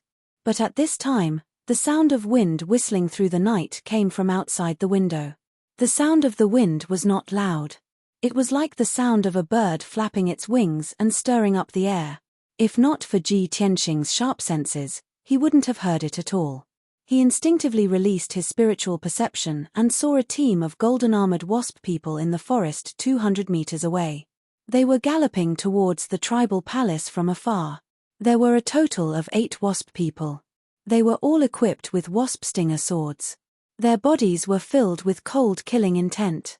They were escorting a grayish-brown dwarf. They used ropes made of spider silk to tie up the dwarf's limbs so that he couldn't move. The dwarf was only 1 meter tall. He looked like a lump of stone or a clay doll made of mud. He looked both sturdy and honest. He didn't have wings. His limbs were short and thick, and his body was strong and muscular. His long brown hair was tied into 3 braids with a hair rope made of golden silk. Unfortunately, he was heavily injured. There were several wounds on his chest and back, from which golden blood kept gushing out. His right wrist was also cut off. He struggled with all his might, letting out muffled roars from his mouth. However, he couldn't break the spider silk rope, and it was impossible for him to escape from the 8 wasp guards' swords. The wasp guards escorted him through the dark forest and entered a gate at the side of the palace. They quickly disappeared. Ji Tianxing witnessed this scene with his own eyes. He immediately frowned and revealed a puzzled expression. What's the race of the dwarf that looks like a mudman? He's obviously not the same race as the fairies of the rainbow forest. Could he be the earth spirit that the chief mentioned? He had a vague feeling that the fairies of the rainbow forest weren't as friendly as they appeared to be. However, he didn't know much about the fairies and the earth spirit. He also didn't know about the grudges between the 2 races. Therefore, he couldn't come to a conclusion, nor could he make wild guesses. After a while, he collected his thoughts and sat cross-legged on the wooden bed, concentrating on cultivating. Time passed quietly, and the night grew darker. Around 8 hours later, it was already 3 o'clock in the morning. It was an hour before dawn. It was the time when a person was the most tired and relaxed, but it was also the darkest time of the day. Ji Tianxing was cultivating when he suddenly felt a piercing pain all over his body. His head was faintly dizzy, and his consciousness became a little blurry. Such a strange reaction immediately woke him up. He didn't hesitate to cultivate and protect his body, and he opened his eyes. He saw that in the dark room, there were wisps of colorful fog floating in the air. The colorful fog, which was as thin as hair, contained an extremely potent poison. It floated silently and spread in the room. Ji Tianxing immediately frowned, and a sharp cold light flashed in his eyes. Damn it! Someone actually poisoned me. While he was cultivating to protect himself, he quickly released his spiritual sense to cover a radius of 100 meters, covering the entire tree. He immediately detected that there were a few sneaky butterfly people in the grass under the tree. The butterfly people were working together to cast a secret technique, injecting wisps of colorful poisonous fog into the tree. The poisonous fog silently flowed along the tree trunk and branches into the small house. It was really impossible to guard against it. In addition, a few wasp guards in golden armor were lurking on the treetops not far away. They all held wasp sting swords and stared coldly at Ji Tianxing's small house, accumulating killing intent all over their bodies. After a short 10 breaths, the butterfly people under the tree finished casting and made a secret signal to the wasp guards on the tree. The wasp guards couldn't hold back their killing intent and flew toward the small house with their wasp sting swords. Chapter 960. The butterfly men and wasp guards thought that their actions were stealthy and that no one would notice. However, they did not know that Ji Tianxing had already seen all of this. Ji Tianxing pretended not to notice and continued to sit motionlessly on the small wooden bed. However, he had already accumulated a raging murderous intent as he thought to himself, "My intuition was right. These little elves are definitely not good people. Such a secretive method of poisoning and assassination is really impossible to guard against. Oh no, Cuckoo and Shizhongjian must have also been killed." Thinking of this, he became even more furious and anxious. The next moment, the 6 wasp guards opened the door and windows and rushed into the room as fast as the wind. They thought that Ji Tianxing had been knocked out by the lethal poison and rushed toward the wooden bed with murderous intent. 2 of them even took out ropes made of poisonous spider silk and wanted to tie Ji Tianxing up. However, just as they rushed to the side of the bed, Ji Tianxing opened his eyes with a swoosh, and a cold glint flashed in his eyes. "You're courting death," he shouted coldly and suddenly raised his palms, releasing the majestic true essence that he had been accumulating for a long time. Swish, swish, swish. 6 dark golden sword auras exploded with fierce and domineering sword intent and instantly blasted the wasp guards. The strength of the 6 wasp guards had all reached the primal core realm and were the best among the palace guards. However, they were not prepared at all. Ji Tianxing was not knocked out by the lethal poison and was still so powerful. When they realized that something was wrong, it was already too late. It was too late to hide. Bang! Bang! Bang! Muffled sounds rang out, and the 6 of them were sent flying backwards, crashing heavily into the wall. The incomparably violent sword auras not only pierced through their chests and killed them on the spot, but they also blasted the entire small house into smithereens. The exquisite mushroom house was blasted into smithereens on the spot and turned into sawdust that flew in all directions. The towering tree swayed incessantly and scattered countless leaves. The dazzling golden light illuminated everything within a 100-meter radius. The corpses of the 6 wasp guards fell from the sky and landed in the bushes below the tree. The few butterflies under the tree looked up at the treetops expectantly, waiting for the wasp guards to capture Ji Tianxing. They never thought that the result would be like this. When the corpses of the 6 wasp guards fell into the grass, they were so frightened that their faces turned pale. They screamed and fled in all directions in panic. Although they were proficient in all kinds of poison casting techniques and could release thousands of different kinds of poisons, they were still very weak. However, their strength was only at the 2nd or 3rd level of the origin core stage, and their combat strength was even weaker than the wasp guards. Shua! Ji Tianxing's figure flashed. He descended from the treetop and landed in the grass. He glanced coldly at the butterfly men and waved his hand, shooting out 5 golden sword lights that were more than 10 feet long. Swish! Swish! The sword lights tore through the night sky and caught up to the 5 butterfly men that were fleeing in different directions, blasting them into pieces on the spot. The remaining force of the golden sword lights hadn't dissipated and fiercely blasted into the grass, blasting out a few large holes in the grass and causing dirt to fly up into the sky. The oppressive sound and dazzling golden light immediately alarmed the surrounding fairies.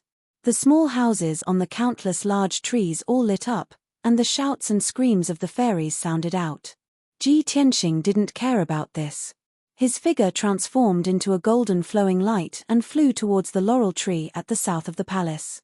"I hope they haven't succeeded and that coup is safe." He was filled with worry and silently prayed. He only used 2 breaths of time to cover a distance of over 1,000 meters. When he flew near the laurel tree, he saw that it was dark and quiet between the treetops. There were no traces of fighting in the surroundings, as if nothing had happened. He slightly heaved a sigh of relief and hurriedly flew to the treetops and entered the small house that Jiku lived in. However, the room was empty. There was no one in it. Jiku had long disappeared, but there was still a large amount of 5-colored poisonous fog left in the room. "Ku, where are you?" Ji Tianxing's heart suddenly hung in the air. He shouted anxiously and released his spiritual senses to explore a radius of 1,000 meters. However, he didn't find any clues even after searching the area within 1,000 meters of the laurel tree. Damn it! Where did those bastards take Ku? He was filled with anger and anxiety. He hurriedly flew out of the small house and into the air above the laurel tree to search around. At this moment, he saw a dazzling golden light of true essence in the night sky to the west of the palace.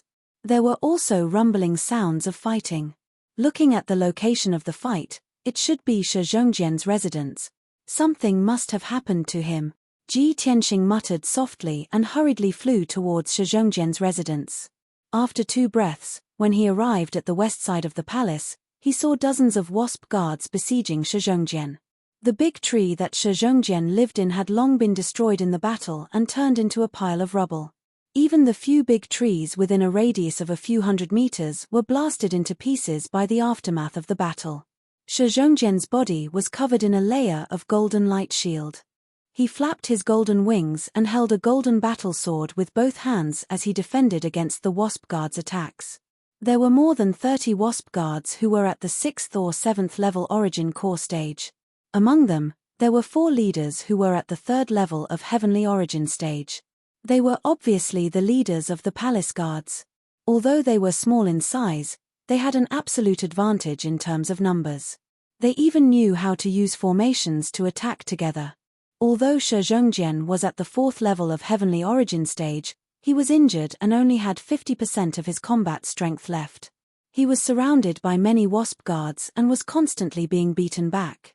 He could only defend himself tirelessly and had no strength to fight back. Seeing this, Ji Tianxing did not hesitate to help and rushed into the battlefield with a murderous aura. Shatter the mountains and rivers. He let out a roar that sounded like a dragon's roar. His figure flickered in the night sky, leaving behind hundreds of afterimages. Thousands of golden sword rays appeared and spread out within a radius of 1,000 meters, illuminating the night sky with golden light. The wasp guards were enveloped by the countless sword rays before they could react. Explode. Following Ji Tianxing's roar, thousands of golden sword rays exploded at the same time, creating an earth-shattering explosion. Boom. At that moment, the area within a radius of 1,000 meters was filled with golden light. It was so dazzling that people could not open their eyes and see anything clearly. The destructive force instantly destroyed the area within a radius of 1,000 meters. The towering trees and houses in the area were all blasted into dust. Even the grassland was turned into ruins and turned into a huge crater. More than 30 wasp guards at the origin core stage were blasted into dust and scattered in the crater. Only the 4 heavenly origin stage guard leaders were lucky enough to survive. However, they were also lying on the ground with blood all over their bodies. Their bodies twitched and trembled as they wailed in pain. They could no longer move. Shi Zhongjian stared at Ji Tianxing with his mouth agape. He was stunned for a moment before he regained his senses and exclaimed,